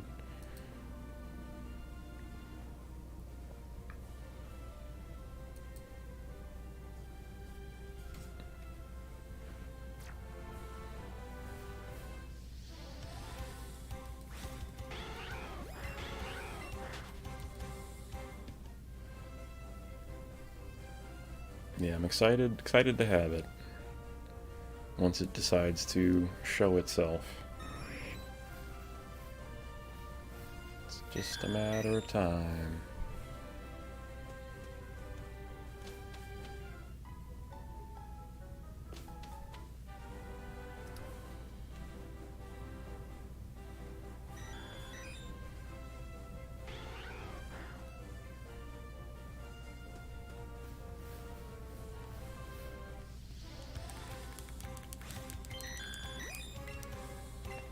It was weird, I was doing Pokemon specifically for like two and a half hours earlier, and I ran into a shiny Pidgeotto and a shiny Pidgey at full odds, meaning I hadn't been chaining for them to increase the chance of them being shiny, just randomly while I was trying to chain Vulpix. And now I've been going at it for almost 2 hours, and I haven't run into any shiny, including the fully chained Vulpix at the get-go. Just that's the way that the dice roll works sometimes. RNG at its finest.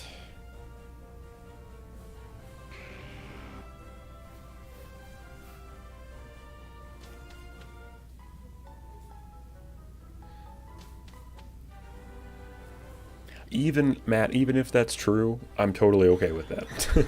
So don't feel like you've been distracting me, because maybe it's been a little less efficient because occasionally I'll forget to do lures, but that's way more on me than, than it would be on you. So don't worry about it. But I guess possibly it's been a little bit less efficient, and I don't care if it's less efficient. I just hope that there hasn't been a shiny that I overlooked or I missed, but I find it to be very unlikely, unless it was flying around in a corner or something, in which case I was never going to see it anyway, so it doesn't matter.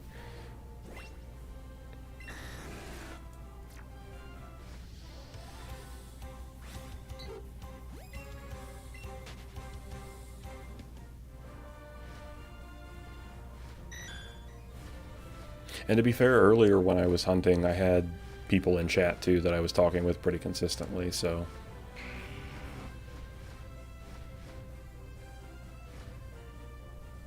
nothing to worry about. Happy to have you hanging out, and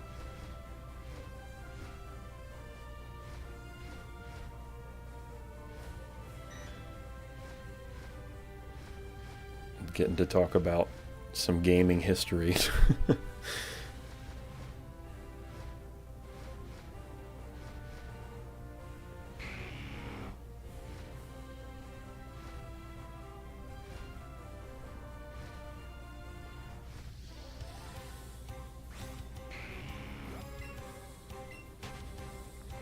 Just two boomers talking about the good old days.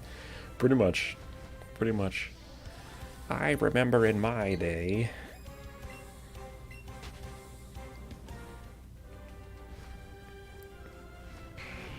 In my day, the games were as big as my fist.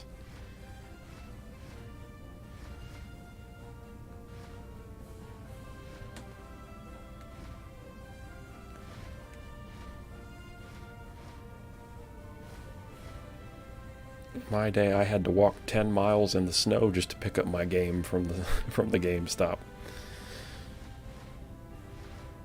Yeah, couldn't just Google what to do or where to go. True.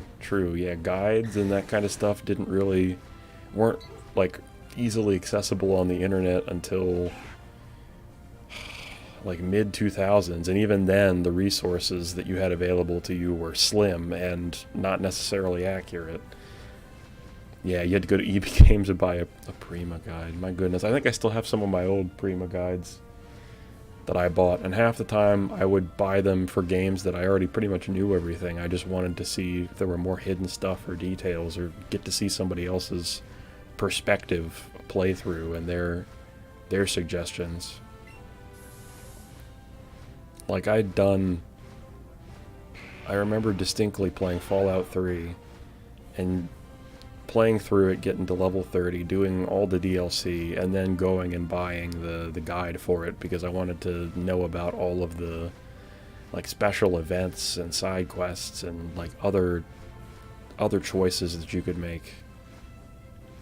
And there was so much in that in Bethesda games in general that they're kind of infinitely replayable. Yeah, you had to hope that some champion had gone and written up everything that you needed to get through. That was definitely me. I remember playing Ocarina of Time and looking for a guide to get through the water temple. A guide that had pictures, because I couldn't orient myself necessarily the way that they were talking about to find one of the keys that I needed to progress through.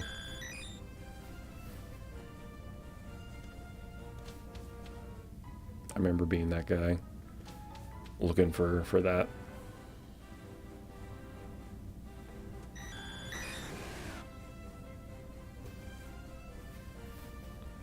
Yeah, that's true too. Back then you could easily click the wrong thing, not understanding what it was, or click something by accident.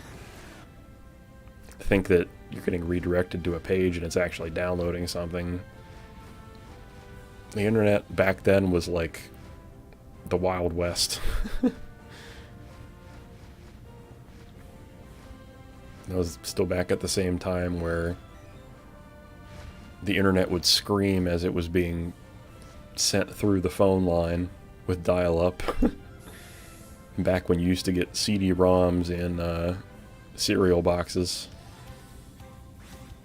Your free trial of AOL Online. Or I guess it's just AOL, because that's what the OL stands for, but whatever.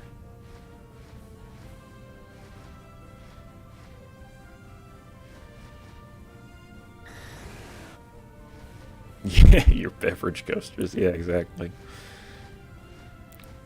Not gonna lie though, some of the best CD-ROM video games came in cereal boxes. I remember getting, I can't remember now if it was General Mills or Kellogg's, but they did one once where they were doing Milton Bradley board games, and I had the CD-ROM version of Monopoly that came in a cereal box. And I played that game so much. It was really fun to play on the computer, and you'd actually play like little mini games for special events when you'd land on the board that you'd play on the mouse and keyboard, which was cool. Pizza Hut. Yeah, I'm pretty sure I got a demo disc for Tony Hawk Pro Skater on PS1, but I already had the game on N64, so... But I remember getting a disc from the Pizza Hut. They had some kind of promotion where they had a connection with the school system where it was like you read so many books and somebody signed off that you read the books, and you'd come in and you'd get like a free personal pan pizza, and they had other rewards like you could get the demo discs, you could get other like t-shirts and other stuff with the Pizza Hut logo on it. There was a lot of stuff that they did for some reason they had connection to the school system or the public library system or something to do that, but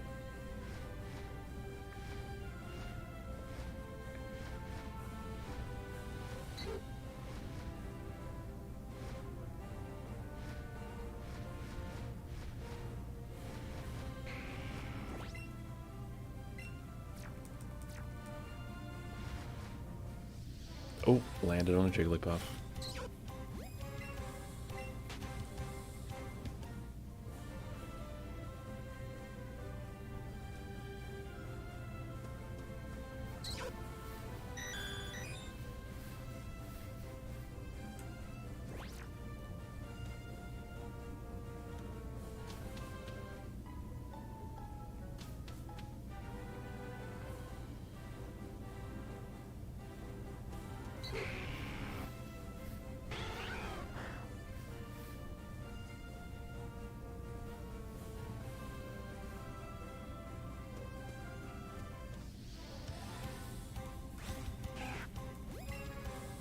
Predator, please.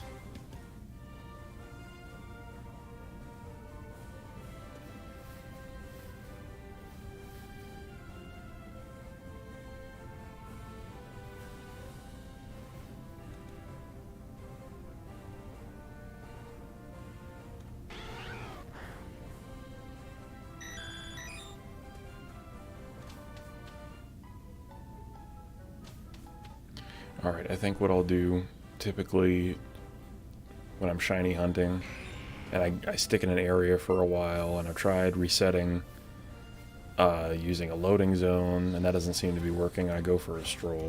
So many good PS1 games that never got re-released. One I could think of right up top of my head, and it may have been released on PlayStation 3 on their like online store that you could download. Ape Escape. That was one that I really liked on the PS1 that I don't think ever got re-released. I could be wrong, but I don't think it got re-released. If so, it was on like a virtual store on PS3 or on the PSP at some point, maybe.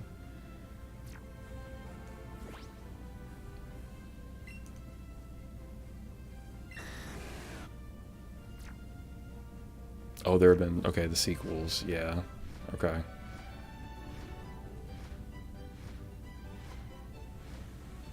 I remember an uncle of mine had several PlayStation 1 games that I'd never seen anywhere else, and I don't know if they ever got re-released, but I remember playing one called... It was called Blasto. And it was kind of a simple, like, platformer slash you had a button to shoot a laser to shoot at enemies. Final Fantasy Tactics was an amazing game. I think I had every single Final Fantasy has been released except Tactics. That was the one that was on the Game Boy Advance, right? Because I had one on GBA that I'm pretty sure was called Final Fantasy Tactics.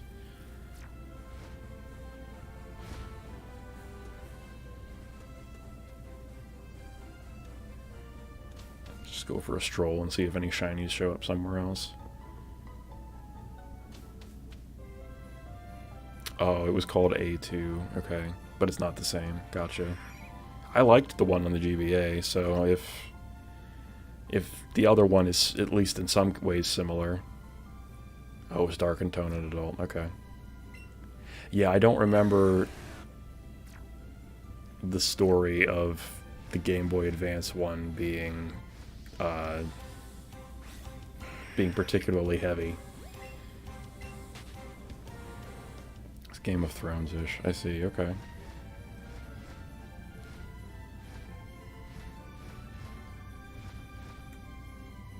The GBA one was pretty kiddie. I remembered enjoying it, but to be honest, I never... The Final Fantasy that I played the most as a kid was 3, and Final Fantasy 1, 2, and 3 barely had a story, so when I was playing a Square Enix game, I wasn't playing it for the story, or playing it with that in mind, so I'm sure when I played the GBA one, I skipped through a lot of the text, because I could care less about the story, or I assumed that there wasn't one, having the third game be my baseline for that. But obviously I'd played some of the later Final Fantasies, and they do an amazing job with story and the RPG fighting mechanics, of course, but...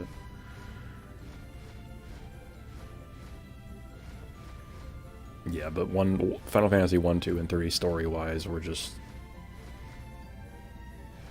It was like, you better go out there and do the thing, because the world's gonna end if you don't. And you're like, okay. and that's it, and then you're just out into the wilderness. In fact, I'm pretty sure at some point they got released on the Apple... on iTunes. Because I know for a fact I had Final Fantasy 1, 2, and 3 on my iPod Touch when I was, must have been a teenager.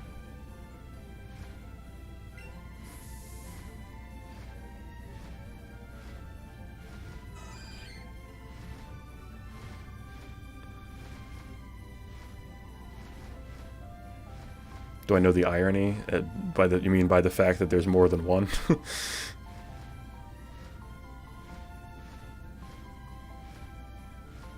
Because how could it be the Final Fantasy if there's 2 and 3 and 4 and 5? Or is there more to it than that?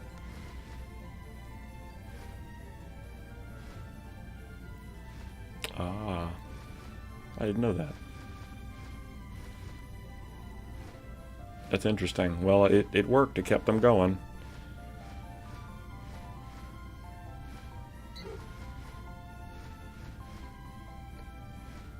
It's literally a Final Fantasy, yeah.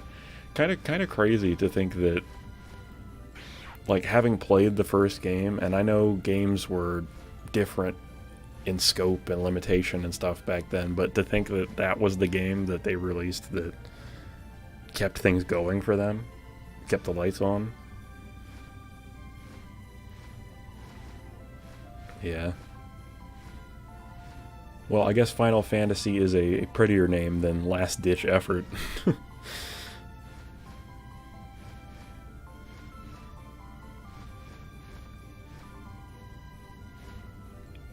Alright, this route doesn't seem to want to pop any shinies, so we'll keep strolling along.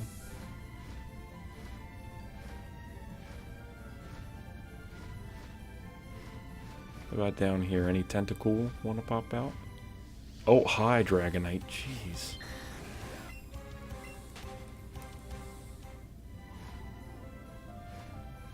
Oh, there's a Staryu. Another Staryu. Charizard. Okay.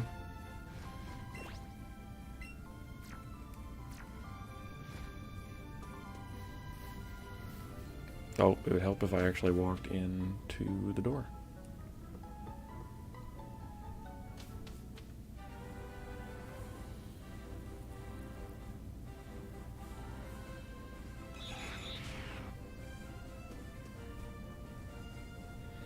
This was the, that last route we just came off of. When I started the game, back when I was shiny hunting for shiny Ponyta, I literally loaded the game up in that area, and like 3 Pokemon walked out of the grass, and the 4th thing to come running out of the grass was a shiny Doduo, and it was before I had done anything. I just booted the game up, and I was so like shocked and surprised. I love that route out there. I found like 4 shinies on that route. Not any this time, but I ran into that shiny Doduo. I later got the Ponyta that I was looking for. I ran into a shiny Chansey and a shiny Rattata, all on that route. And this route that we're going on, I found shiny Pidgey, shiny Venonat. I found something else shiny here too, but I forget what.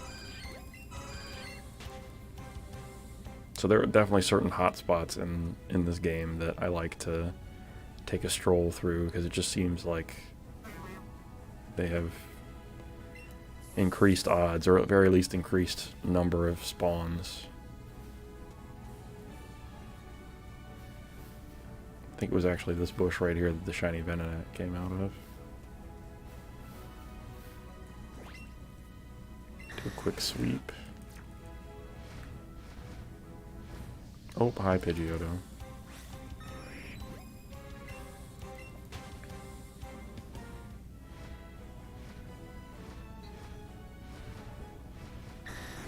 Hello, Tauros. I feel like that Tauros is... Tauros normally have that colored tail? Interesting. Guess I never really paid attention that it matches their hoof color. I always thought it was the same as their main color.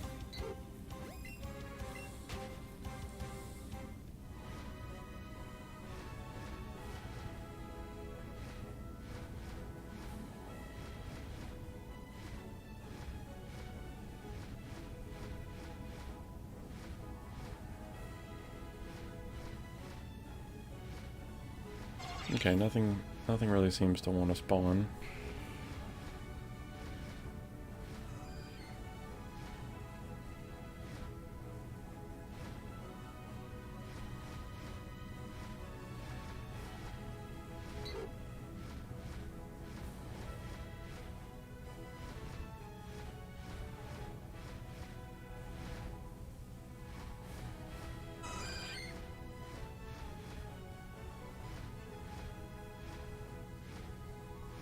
always go up here.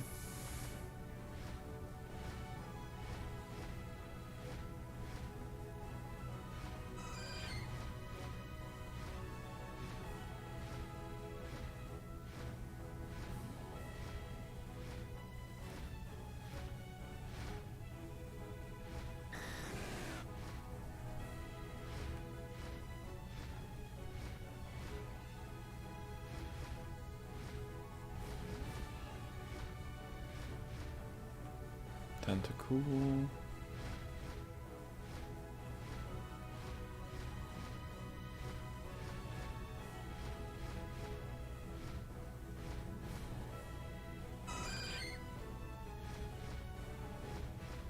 I think Krabby spawn in this grass too in Kingler. I think this is the only patch too where Krabby and Kingler spawn.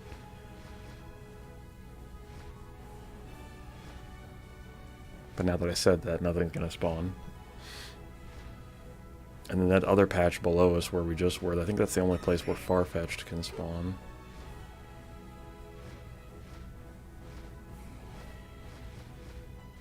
Oh yeah, there's a Krabby. Okay, maybe Krabby can spawn in both of them then.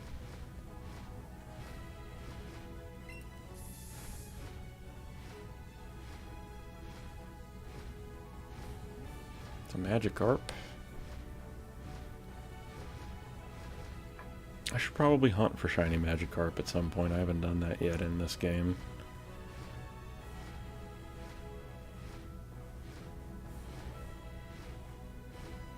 There's really no reason not to. They're not that hard to catch. And I like the way that golden Magikarp and the red Gyarados look.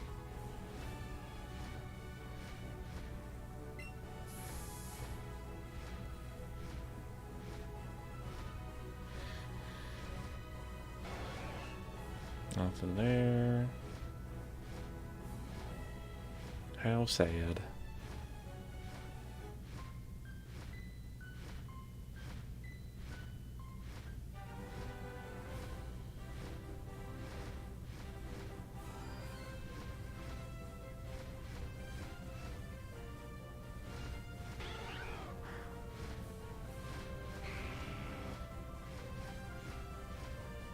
And we'll try this spot for a little bit. I don't like this spot compared to the other one, but that may change if a shiny pops up.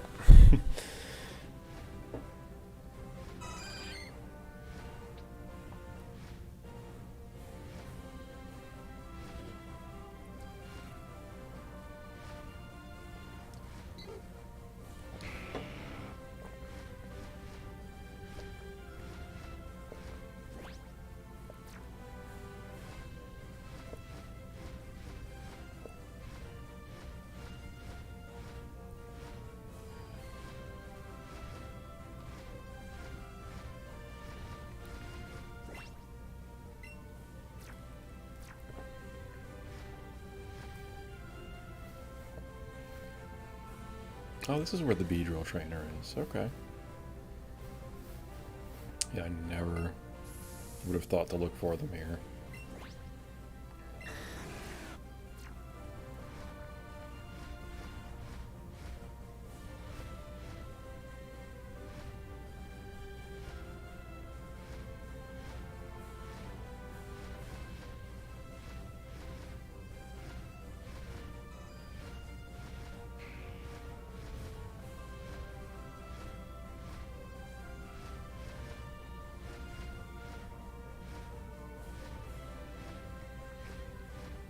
Okay, that didn't want to be shiny over there. I'm gonna make one more stop. Someplace we can travel through. Go into Viridian Forest just to see if something shiny spawns in there, because a lot of spawns tend to crowd around in there.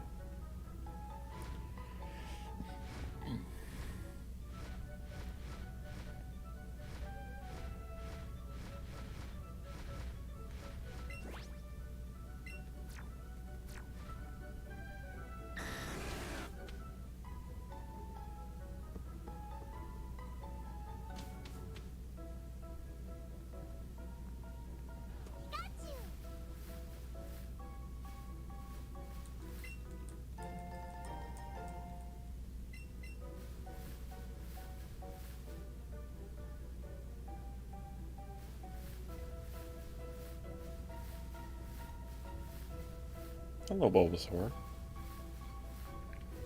Gonna finish Mass Effect 1 because I'm 30 minutes away. But I'll keep the stream up to celebrate if you get a shiny. Alright, thanks, bud. I appreciate you lurking and hanging out and coming by and talking games with me like like the boomers that we are. I appreciate it, my friend, and yeah, that about 30 more minutes is about all I have the time and energy to give it tonight, too, so sounds good.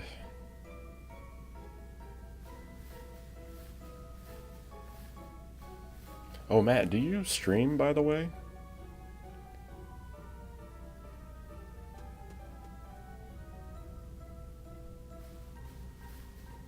You do not. Okay. Just curious. I was gonna say, because if you stream, I do like Mass Effect, and I haven't played for a long time. So I was gonna say, if that's something that you stream and you're running, I'd be happy to watch sometime.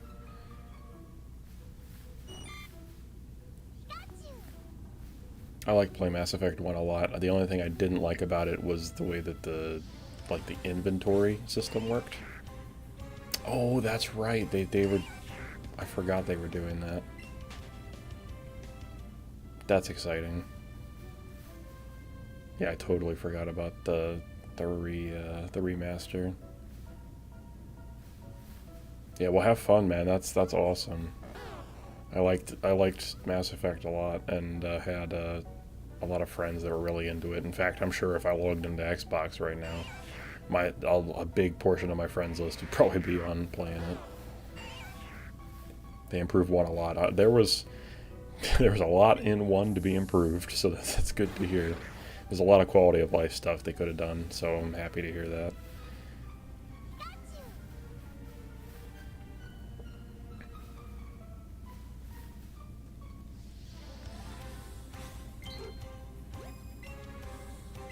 Yeah, I remember the inventory system being a mess to manage, and rolling around on some of the planets kind of awkward, so... But I liked the first game a lot. I think the second game was probably my favorite of the 3.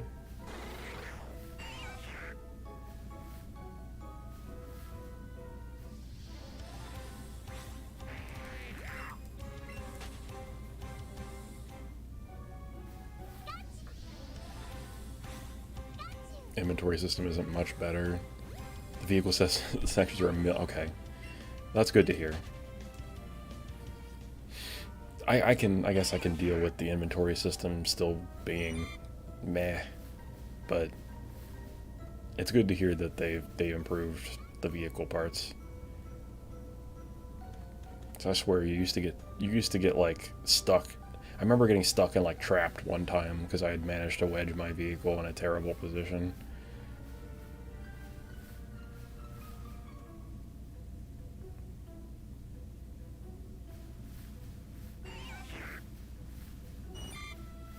Alright, we'll just take ourselves all the way back through the forest this way. And then we will exit the forest. Okay, so they really overhauled everything for the most part. That's good.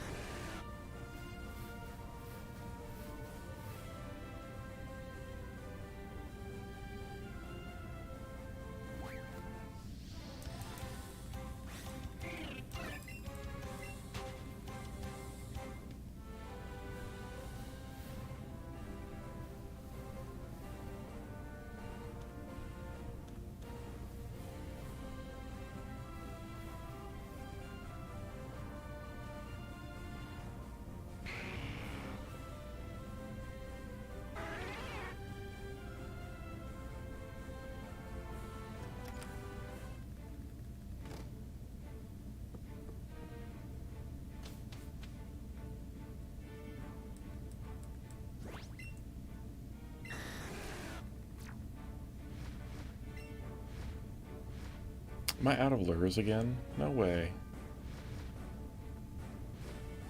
I probably am. Well, there's no point in going in random routes if I don't have the lure active.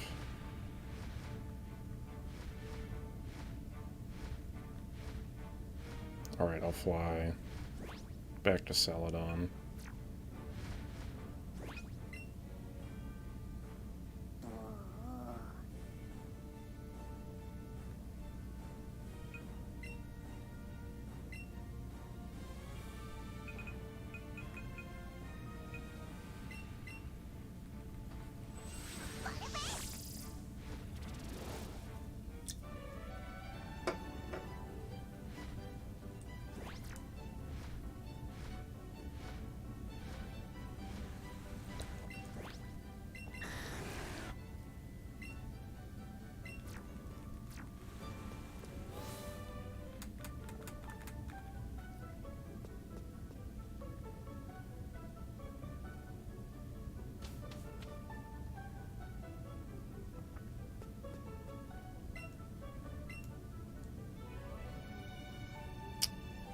Ooh.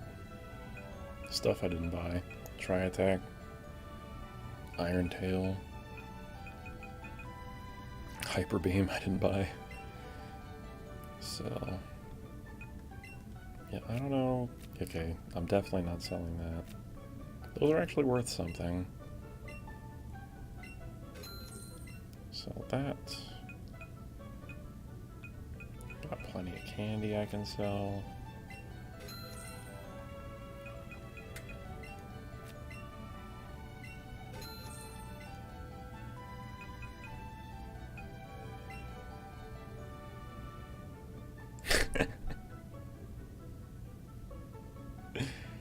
You know, I was... Oh! Somebody took it. That's insane. Wait, you know, at some point I was like, wait a second. That seems off. Because I think the first time I saw your name, it said Matt Bestman. And I thought maybe I was just crazy. And I was like, maybe I saw that wrong. But somebody really took that name in the, what, the 2 months that you didn't have it? That's crazy. Are you able to look them up, like, see their channel?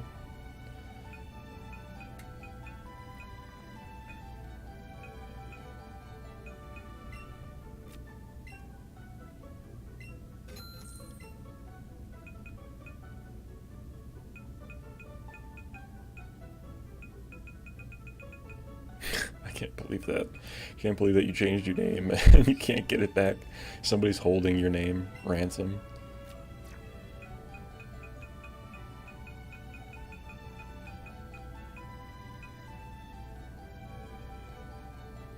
Not able to see the channel, just gives me the error screen.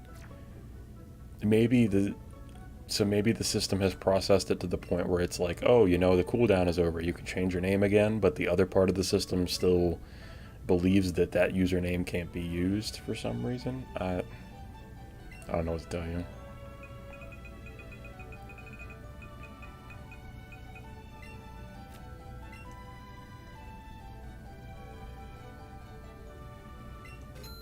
Yeah, I would wait, let it settle in, and hopefully the problem fixes itself.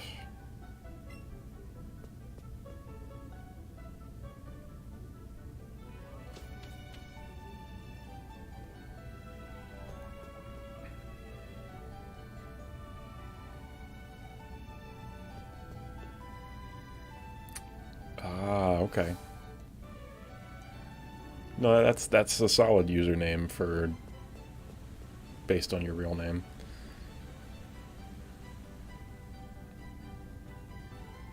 I guess if for some reason it doesn't let you get your name back, you could always modify that same pun, but I feel like that's both a very simplistic and yet effective way to go as far as making a pun of your own name.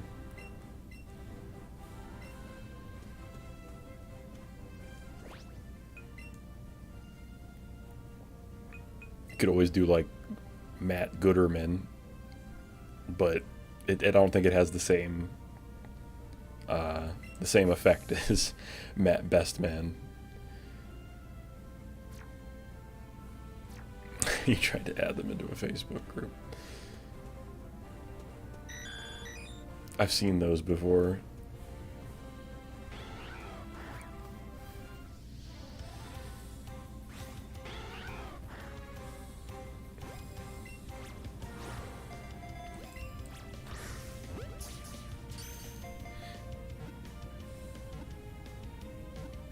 I think I saw an article recently where it was a bunch of people with the same name got added to a Facebook group, and they were all like, "Yeah, let's show up at this public park and we'll fight to the death over who gets to keep the name." And they all showed up with like pool noodles and stuff and smacked each other around for a while. Yeah, okay, it wasn't just me. That was a thing.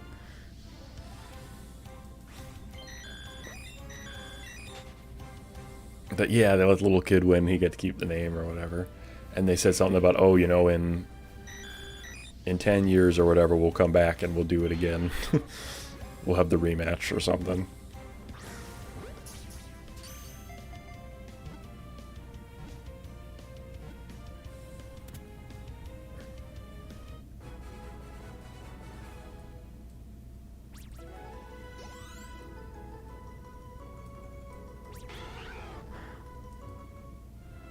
Normally I wouldn't keep catching Vulpix to extend the chain because there's no point as far as increasing the odds, but I need to replenish the candy so I can sell the candy for more lures. Please stop doing that, Vulpix.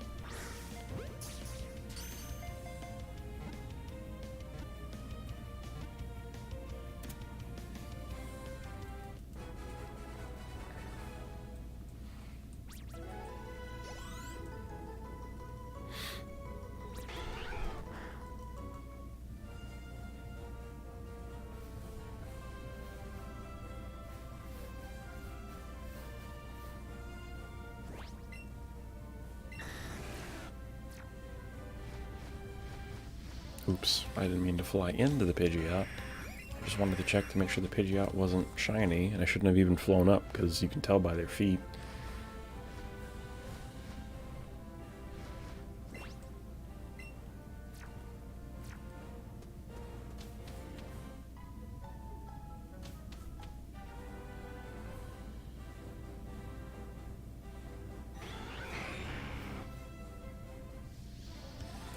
Pidgeotto Y.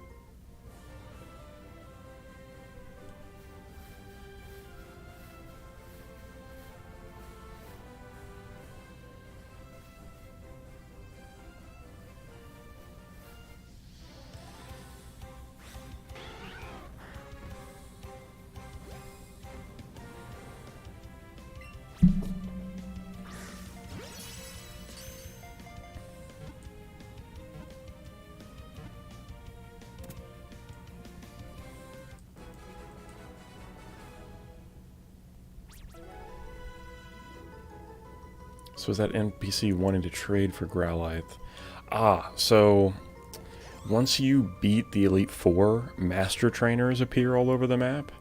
And they're going to have, I forget if it's like level 90 or 95 or something. You're going to have a level 90 or 95 version of whatever Pokemon's in the bubble above their head. And once you beat them, you get an exclusive title for that Pokemon. So, for example, one of the Master Trainers I've beaten is the Venomoth Trainer. So I can use the title Venomoth Master, and then it would say Venomoth Master and then my name as my title whenever a battle starts and I send Pokemon in. When you beat the Elite Four, there's like Region Master title that you unlock. When you beat Red, there's another title that you unlock. I guess, spoiler alert, Red, Blue, and Green are in this game. So yeah, you just have to beat a level. So yeah, it's a level 90 or 95 Pokemon and you have to use. So like for example, the Growlithe trainer that's there, you have to use a Growlithe to fight his Growlithe, and his Pokemon might not be level 100, but it's souped up with candies. Like it's very strong. So yeah, it definitely makes it harder. It's like, what does that one guy say? That one trainer, he's like, my Rattata is in the top 1% of Rattata. All these Master Trainers have the top 1% of whatever Pokemon they have floating above their head. Yeah, no, it's not quite that easy. You have to use the same species, and they've candied theirs up to pretty much maximum it can be at whatever level they are.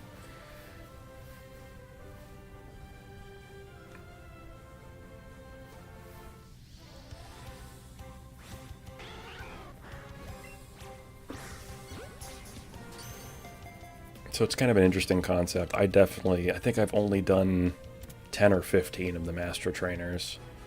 I don't think you might unlock a unique title for doing them all, but it's really not worth it, to me anyway. Yeah, I watched some Small Ant, I follow him, and I've been subbed to him in the past from gift subs. He does a lot of cool Pokemon challenges, and I've seen some of them. I haven't seen all of them, but he gave me the idea. I don't think he flat out said this idea, but after watching some of his, I came up with I kind of want to do a speedrun category for this game if it doesn't exist, where I want to do a speedrun for. Like, I would call it shiny %, which would just be starting a brand new fresh file, how quickly you can basically spawn in a shiny and catch it. And using a fresh file, that way you wouldn't get any of the boosts from having catch combos, or you wouldn't have the shiny charm, which you get from completing the Pokedex that increases your chances slightly of shinies appearing. You'd only be able to use lures and chaining from the very get-go of the game. The Team Rocket idea. Oh, that's right, you steal their Pokemon and you get to add their team to yours. I find that concept pretty interesting.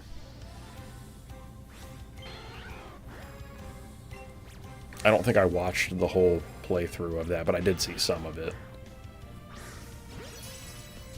Yeah, he does a lot of cool and difficult challenges on there. I think the one I watched most recently was the one where he was playing through Gen 1, but the AI was replaced by like the top VGC player for Pokemon. So he got to control all of the opposing moves. And he also got to go second and see what Small Ant picked for his first move to make it even more difficult. So, and that one was kind of cool.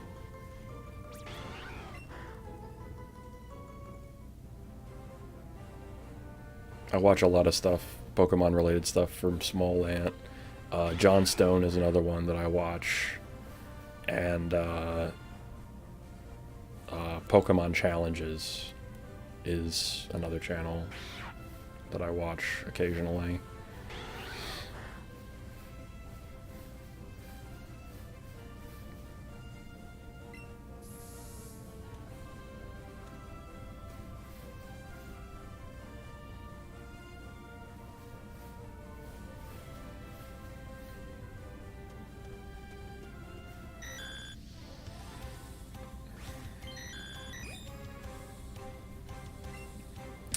How did I come across Basic originally?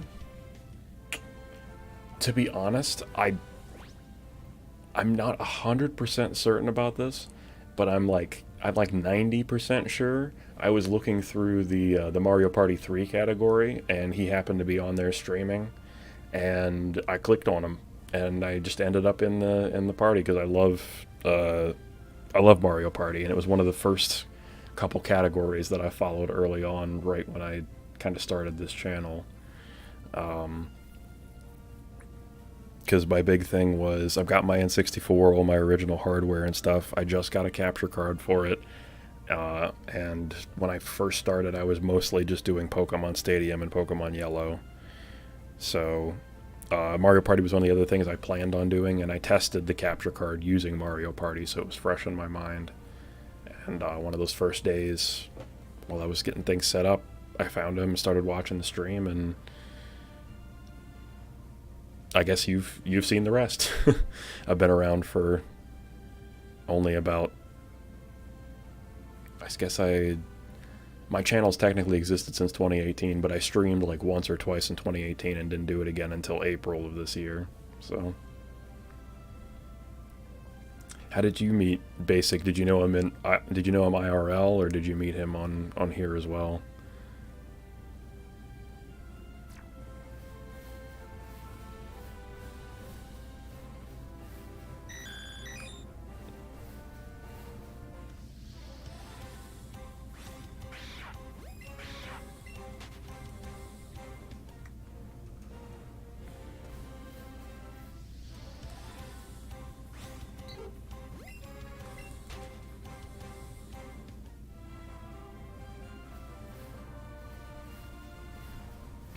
Porygon, stop it. Porygon, you're so aggressive, man. Please.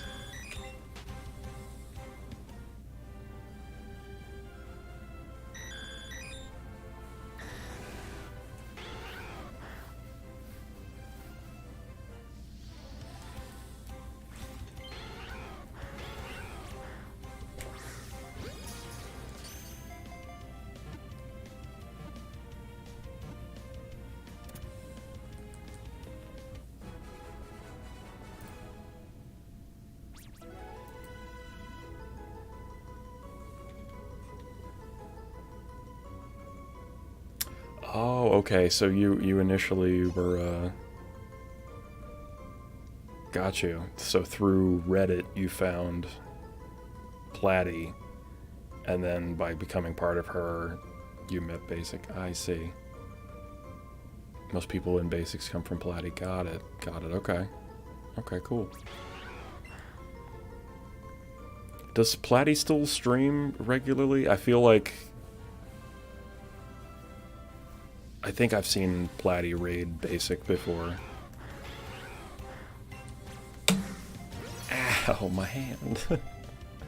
Just cracked it on the desk. What does she stream normally? Does she do like variety stuff, or is there something in particular that...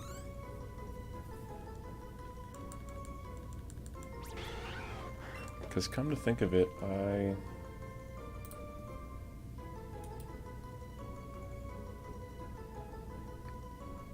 most Platy Discord regulars hang out in everyone else's streams. Mario Odyssey. Okay. Okay. I tend to not, I have a bad habit of, like, being in other people's streams and seeing them shout somebody out, or being like, oh yeah, they stream over there and we came from there. And I have a bad habit of pulling up their page and looking at it and being like, oh, I'm going to follow, and then either not clicking the button or accidentally double clicking, so I follow and unfollow, and it doesn't, like, it doesn't stick. Because I swear I looked at Platty's channel before. And I'm not followed. For whatever reason. Oh, Platty's been playing Pokemon Snap recently, too. I've been playing that on and off. Nice. 2.2k followers. Nice. That's awesome. Good for Platty.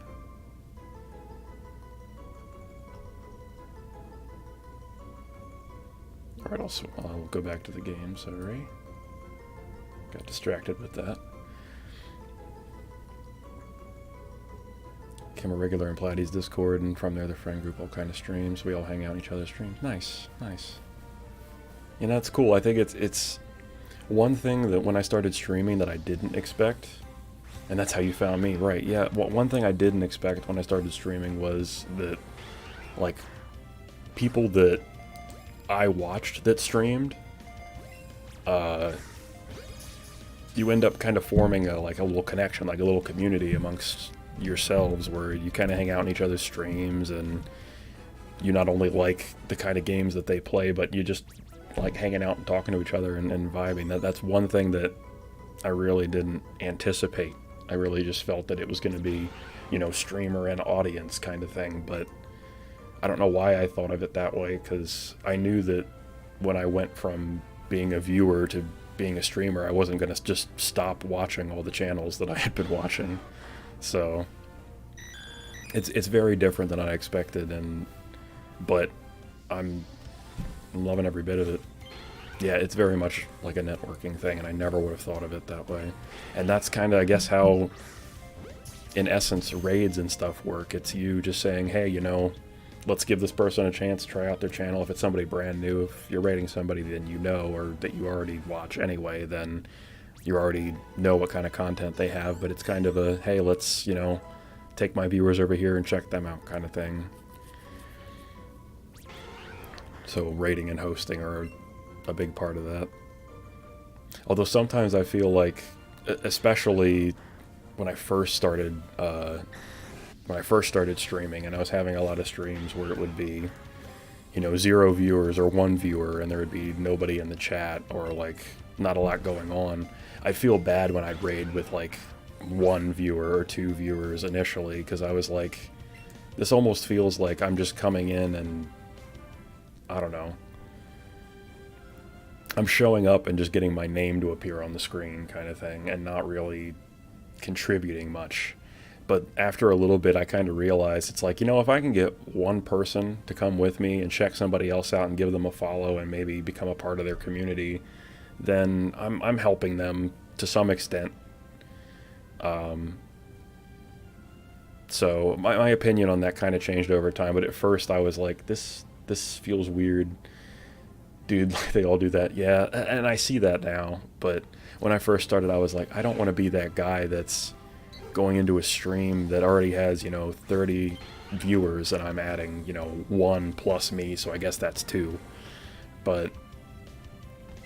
And I realized that's not really how I should think about it, and that other people don't really tend to see it that way. I definitely wouldn't raid somebody, though, that has regularly has 1,000 viewers with just 1 person, because that's, I don't know, that would be weird to me. But when the ratio makes sense to do it, then I definitely still do it. Especially if I've received a raid. Like, if I have my viewership bumped up because somebody was nice enough to, you know, drop it on me, I'm definitely going to raid and take everyone I can to pay it forward.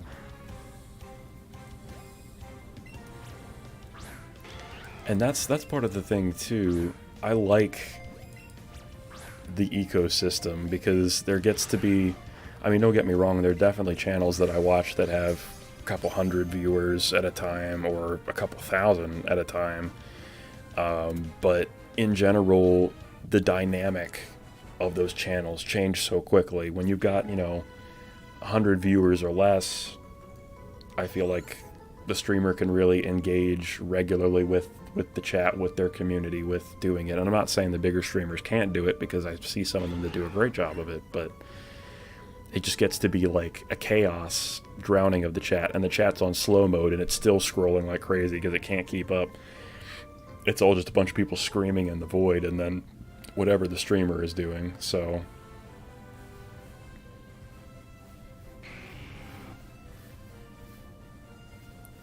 I follow like 100. I always check to see if my lower viewer is streaming first.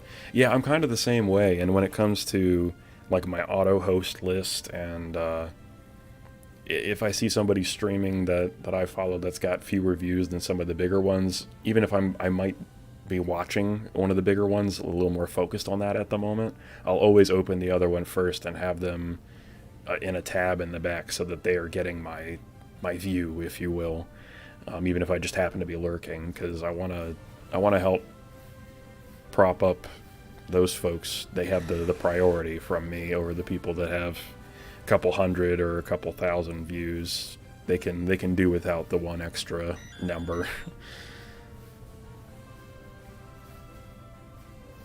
I also guess I don't fully understand the way that Twitch has the way that views are counted. Like, I'm still kind of a noob at all of this, so I know that you have to have the volume turned on, it can't be muted, and I assume it's the first tab that you opened that you were watching that counts as the viewership, but I'm not going to claim to fully understand that. That's just the assumption that I've been operating on. Anyway.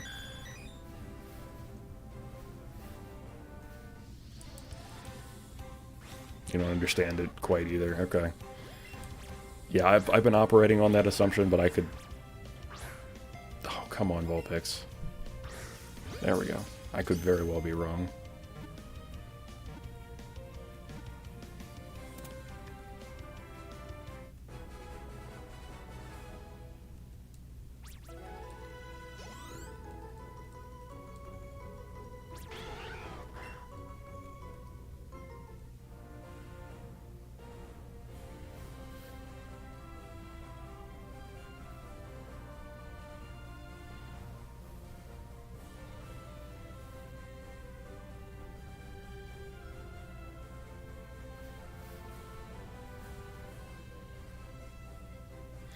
Yeah, I don't get that either, because I'll have some of my friends IRL come in and watch, and I'll know that they're there, and I know that they're not watching something else, like they're not watching another Twitch stream certainly, because they're just not Twitch people in general, but they watch because they want to see me.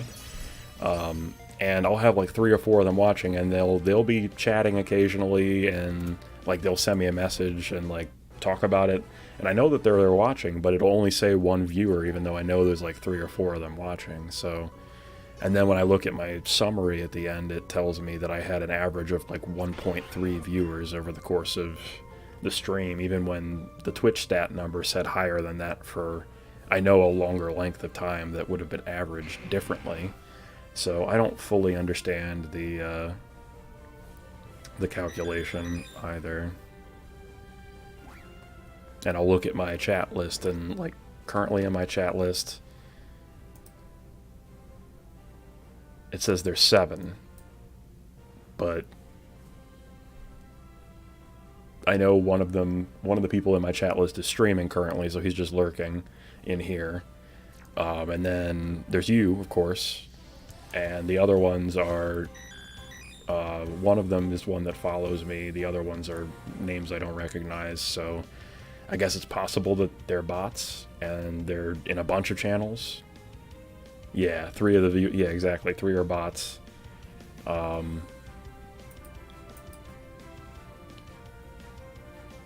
then Vatican City Magoo is... Actually, I've seen Vatican City Magoo lurking in basic streams, too. And it's literally... I've clicked on it, and it's just a stream of... literally a spot in Vatican City, I assume. It's like a live stream of like a camera feed almost. It's weird. So it's like it's a real channel, but it's not, I guess. If that makes sense.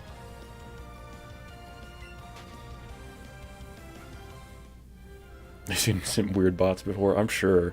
And like The thing is, before I've gone and like purged the chat list and gotten rid of them, but it seems like every time I go in there and I get rid of them, they come back with a slightly different username, and I'm just like, you know what, whatever. As long as you're not posting like ads and stuff in the chat, if it's a bot that's going to be hanging around in the chat and not doing anything malicious, then I've just stopped going in there and getting rid of them and purging them because they just keep coming back.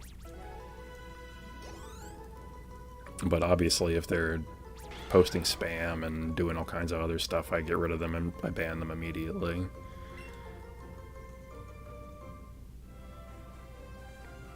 And I left the Vatican City Magoo one alone just because I found that one really interesting, that it's literally just an Italian camera feed, or technically a Vatican camera feed of just a street.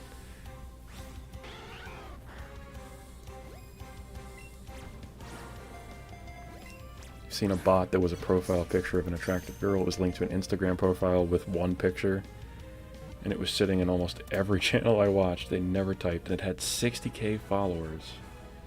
Jeez. I would assume that that bot exists solely to gain followers, and then the owner of that bot is going to sell that account to somebody else, and they would gain 60 followers right off the bat. 60k followers, excuse me. But I don't know what the purpose of having an account like that would be, because I'm sure Twitch would see, oh, you've never streamed anything, but you have 60k followers, so I'm assuming you would never be able to do anything really with that account, because it's not like you could apply for affiliate or partner having never streamed anything and being like, oh, I have 60k followers, come on. Like, no, that's not going to fly. They're going to realize pretty quickly that that's up. So, you know, ultimately I don't really get it. I guess the point was to get followers to sell it an account and just be like, look, you have 60k followers, but I don't know. It doesn't really seem like that would be a functional account.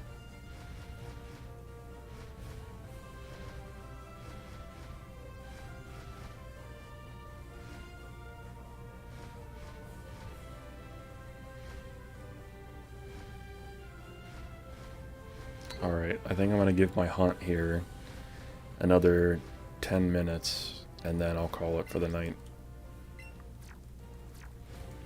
But it's kind of nuts. I've gone at it for 3 hours now. We haven't encountered a shiny of any kind.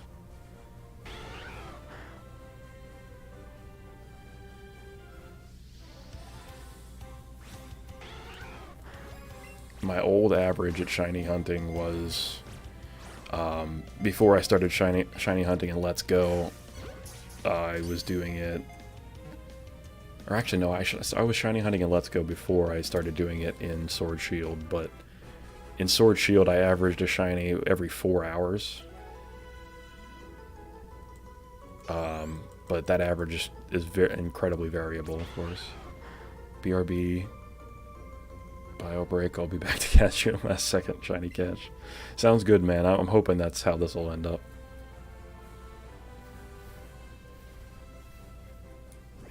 It'd be a satisfying end to the stream, that's for sure.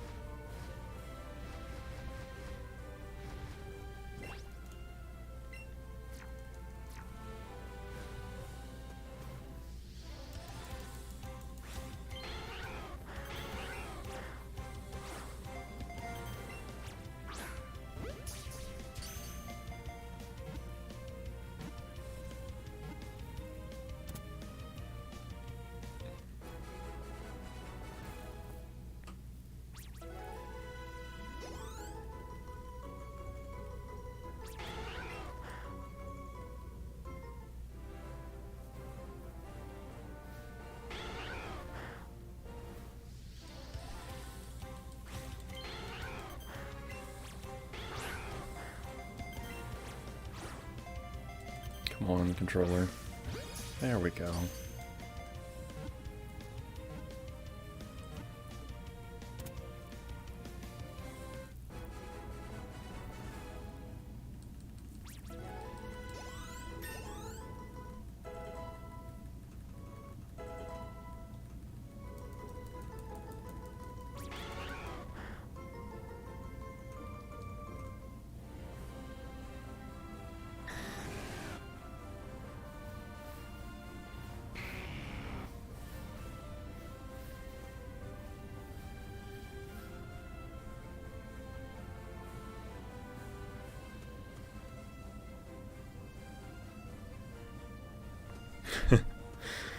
No, no, you didn't miss it.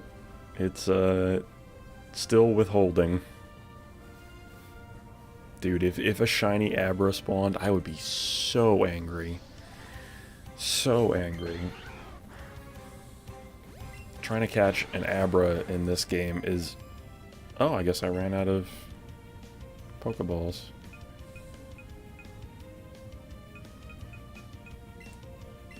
Whatever, I'll use a Great Ball. I don't care. Catching an Abra in this game is obnoxious. Just about as obnoxious as it is in the normal game. So, if a shiny Abra spawned, to be honest with you, I probably wouldn't be able to catch it. I'm very much hoping that...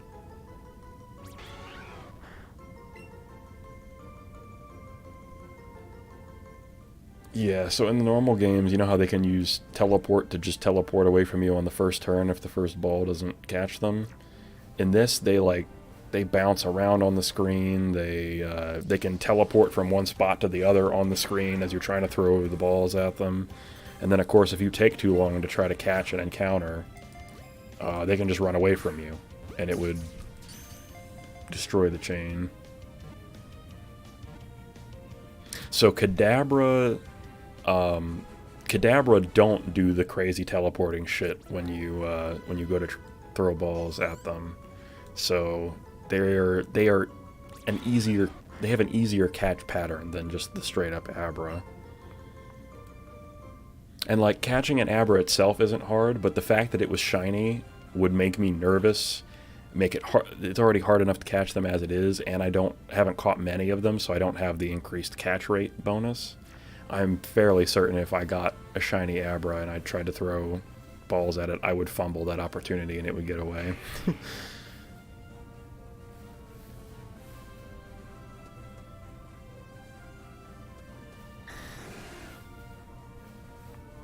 The spawn rate for Kadabra is low, but Kadabra can show up wild in this grass.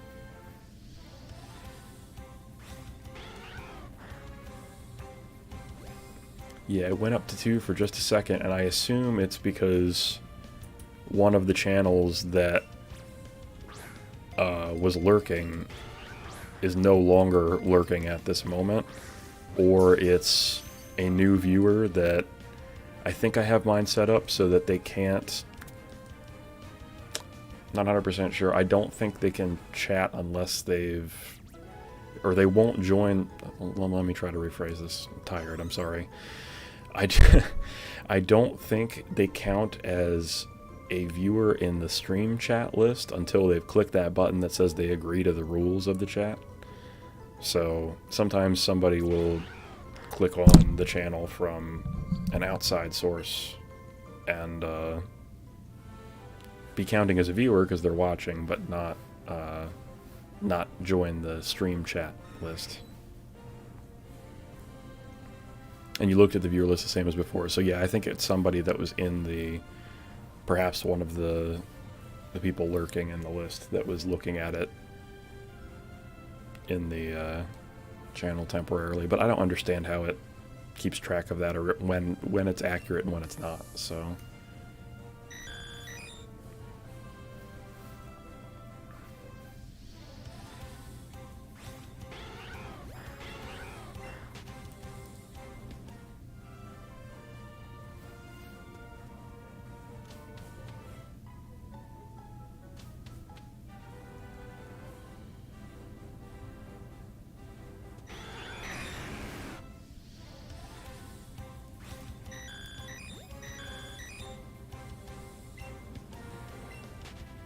Autobot flagged you? What does that mean?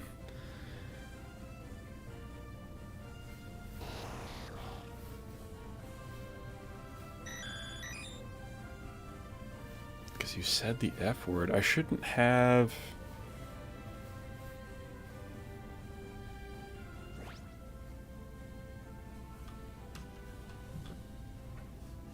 Hey, your message has been checked. My content has not been sent. I've never seen that before, and I've definitely had people in chat use the F word, so that's really weird.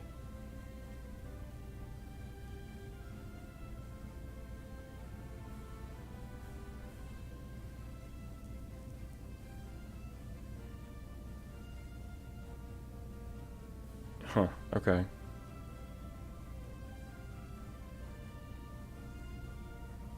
Weird. Okay, so he's playing PS4 on stream, and his viewer count go up to 20. Wow.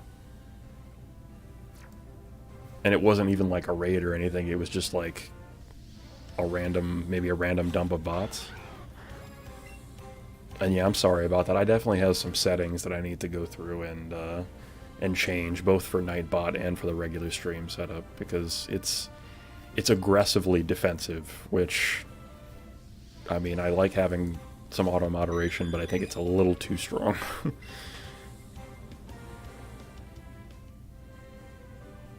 It's like, hey, follow guys, if you enjoyed Ghost of Tsushima, he'll be playing every night for the next few weeks.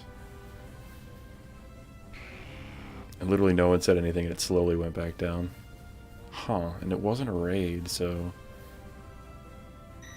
it's weird. I wonder what that is. Because, yeah, if you have that many viewers, somebody was going to say something if they were real. Unless, again, he had that. I know there's a thing where you can keep it so that people that don't agree to the chat rules can't chat, and I think there's also, it's like a followers-only chat thing that exists. I don't think I have mine set to followers-only. That's too much. In fact, I know I don't, because in one of my other streams recently, somebody came in and was asking to do a shiny battle, and I was like, well, maybe we can do that later, but I have a chain going right now, and I don't want to interfere with that. He definitely didn't have any rules set up. Yeah, okay.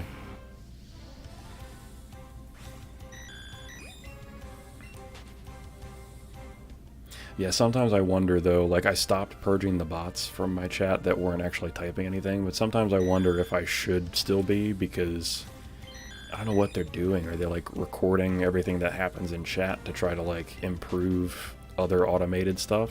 I don't know what they're doing. Literally just commit some streams you can watch. Nice. Nice. And Ghost of Tsushima, I have not gotten the opportunity to play it myself, but it looks amazing. Looks awesome. On PlayStation, can't you do the, I'm assuming you have a PlayStation 4, but isn't there the thing where you can, like, play somebody's game through the internet? It's like them passing you the controller virtually. SharePlay, I think, is what it's called.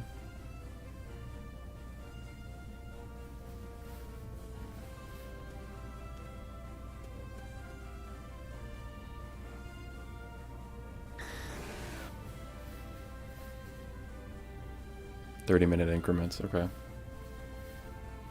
Yeah, because I had one of my friends try out, I think it was Bloodborne. I had one of my friends try out Bloodborne because I had it. And I don't remember there being a 30-minute timer on it, but I'm pretty sure he didn't even try it for more than 15 or 20 minutes before he was like, yeah, this game is hard and not for me. Oh, input. Yeah, okay. Input lag. Yeah, that's rough. That probably didn't contribute to him having a... That probably contributed to him having a bad time trying to do a Dark Souls-like game with input lag.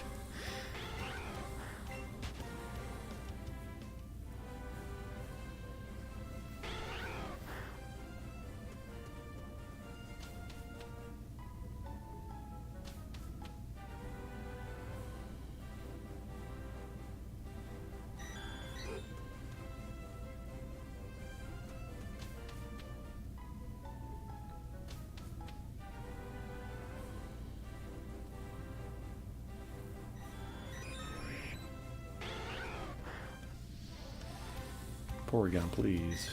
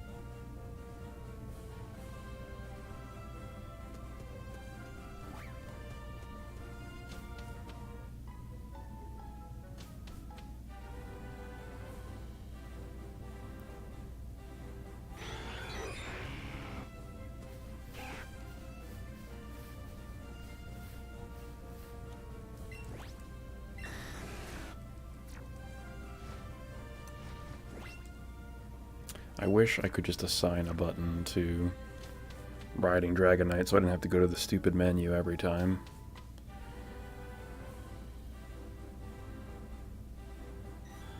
Oh, I actually am part of Basics Discord, and I do have my own. Still very small, and I'm got the training wheels on it for sure, but I have this for Twitter, and actually I don't know, I think I need to update the Discord link, but if that doesn't let you in, let me know. I haven't updated it in a while, so it's probably a dead link, but I can send you the new one. And like I said, it's very bare bones. I'm not super Discord inclined as far as knowing how to set things up appropriately. So if you have any suggestions for it, I'd appreciate it. It is dead. Okay, give me 1 second. Get you the fresh one. I should just put the fresh one in Nightbot now while I'm thinking about it, but I'll do that later.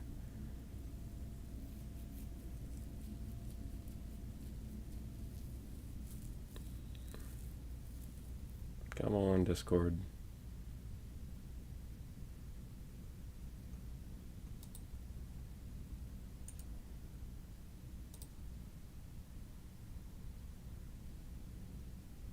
Oh, come on. Now it's trying to open it twice.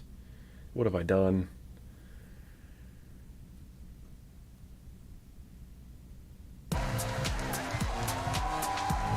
Oh, sorry. Did not mean to do that.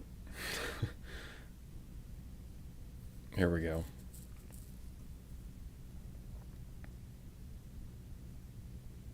I need to get a, well, I guess it's still a little while down the road for me, but eventually I should get one of those, I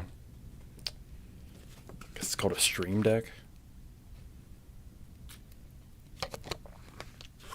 Because right now I have way too many hotkeys and stuff assigned to my keyboard, and I hit them by accident all the time. Or I use the wrong one. Here's the Discord. And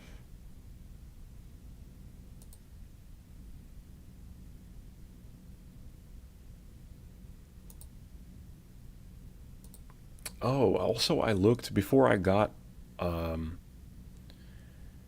started this stream tonight. I looked through, and apparently all of my clips and my previous VODs had been unpublished. They were published, and now are unpublished, and all my clips are gone. So I don't know what the hell happened, because I had a bunch of clips that I had done from old streams, and now they're just gone. Like, even my links that I had to them in the Discord and on Twitter no longer work. I don't know what happened to them. So I either have to go back and reclip stuff if the VODs still exist, or there we go. That should be the fresh link. Yeah, I don't. If the VODs still exist for those clips, I have to go back and reclip them, or I'll have to go back to the hard data. Yeah, the only music that I've ever streamed is the stuff that I have on my as part of my sound software, and all of that stuff is non-copyrighted music that the sound software owns and they allow us to use.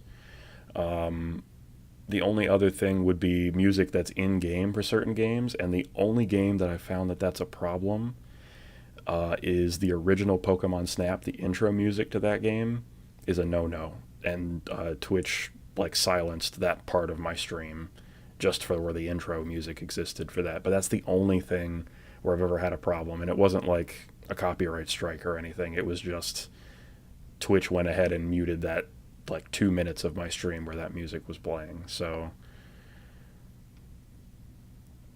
but I've never streamed any music flat out that wasn't in game. So I don't know why the clips are gone.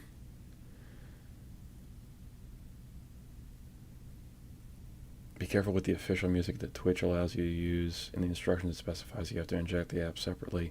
Yeah, so this music that I have on the soundboard is something that, so the program that I use for my virtual microphone stuff is voice mod. And in voice mod, that's music that they own and that's safe to use for stream. But you're saying you have to inject the app separately in OBS. Yeah. Yeah. So that's not actually part of your stream. Yeah. So supposedly, when I read up on it, the way that I'm doing it currently with this background music is safe, but I'll have to look into that to making sure that I do have it split up.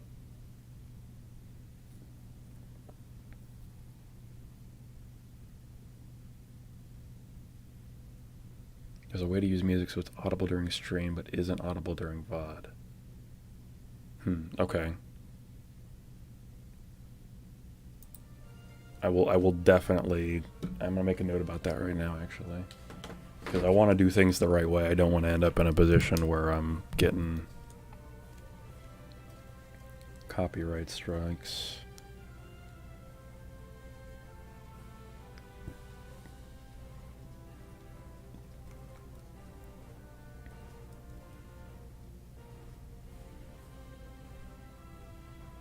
Very good to know. Thank you. I will look into that. And hopefully that new linked worked for you. And any suggestions you have to make that what is it called? Any advice you have as far as making fully fleshing out the Discord server, I'd appreciate it. There was a streamer on live stream failed. They got a third strike because he didn't split the stream audio channels. Okay. Yeah, I'll definitely look at that. Because I don't want to get any copyright strikes. And so far I've been, for the most part, really using things that only I've created. But there are a couple of things that are, I guess, potentially on the borderline of causing problems. I don't think they will, especially because I'm not making money off anything. But some things I'll have to reassess in the near future for sure.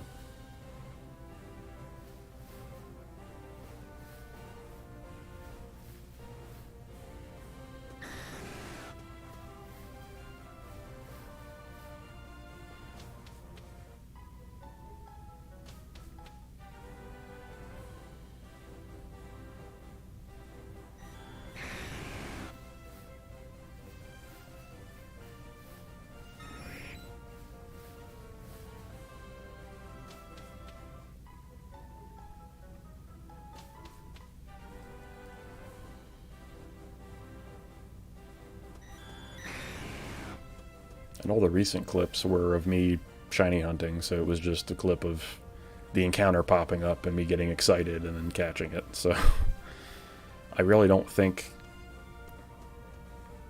I really can't see any reason why those clips would have been deleted. I understand if they're like, oh, we're going to unpublish this VOD or we're going to mute part of this VOD just for safety reasons, but they seem to have gone a little ham.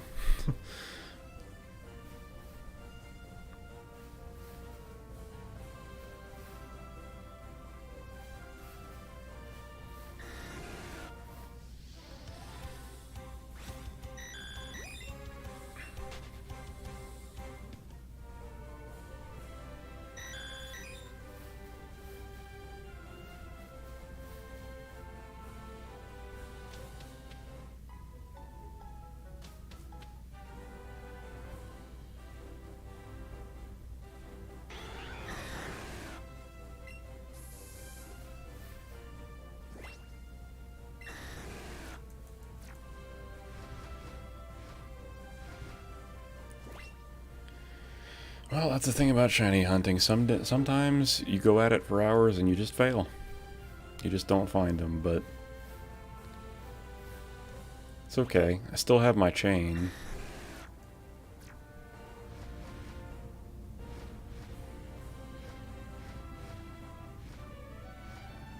I will go sell the rest of this candy that I got. And then I'll go back over there and get myself situated for the next attempt, which I guess will be tomorrow. Or, well, it's 2 in the morning on the eastern seaboard, so later today, I guess, is technically the more accurate way to portray it.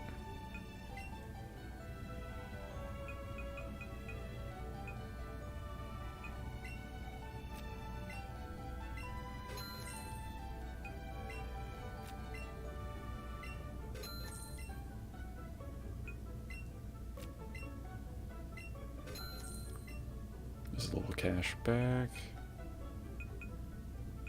It's 1 a.m. for you, okay. So is that mountain time?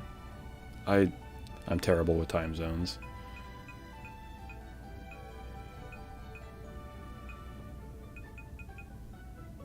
There's really not anything else worth selling here. Central. Okay. Nashville. Okay. Okay, nice. Nice.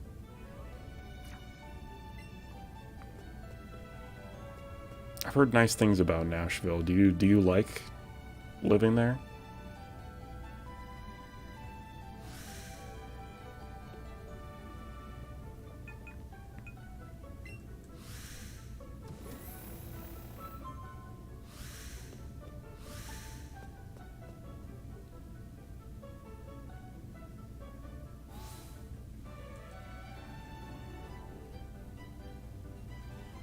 Because of your industry, Nashville's a healthcare hub. Okay, that makes sense. That makes sense. So it's the place to be for what you do for work. So that makes sense.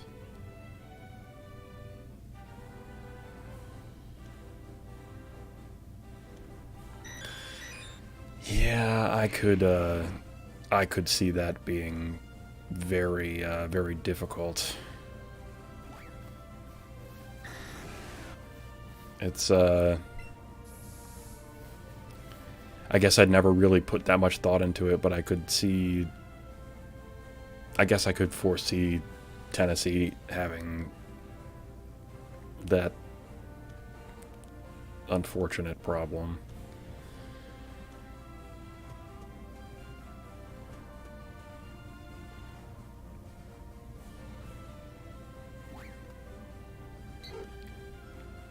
And is that the only place that you lived in Tennessee?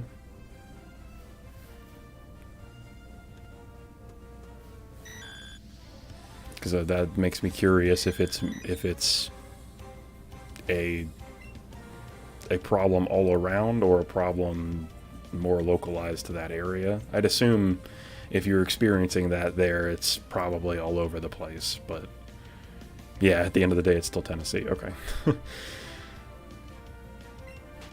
Yeah, that's about what I'd figure then, I guess.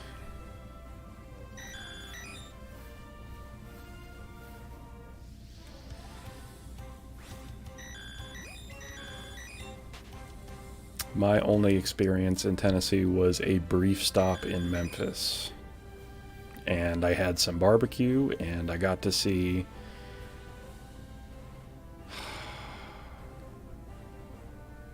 something. But okay, as far as places in Tennessee goes, Nashville's been the best, but it's still Tennessee. Okay. Yeah, I was very briefly in Memphis, and I got to have some barbecue, and I mean, I was young, so that's really eating food was the only thing I remember about it. The barbecue was good. I remember that.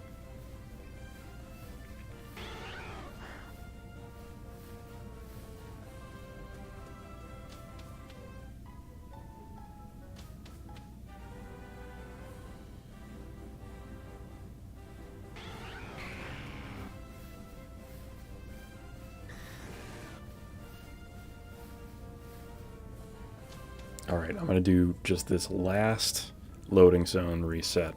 Let's see what we got.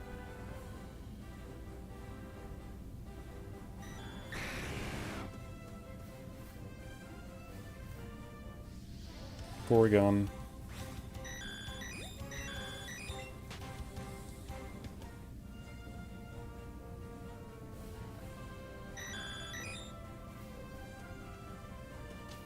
Okay, I lied. This will be the last loading zone reset.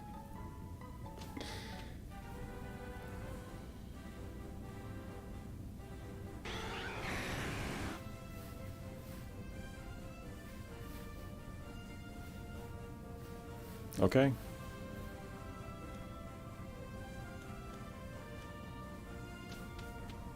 Alright, well, no shinies yet. But we will certainly keep working on it.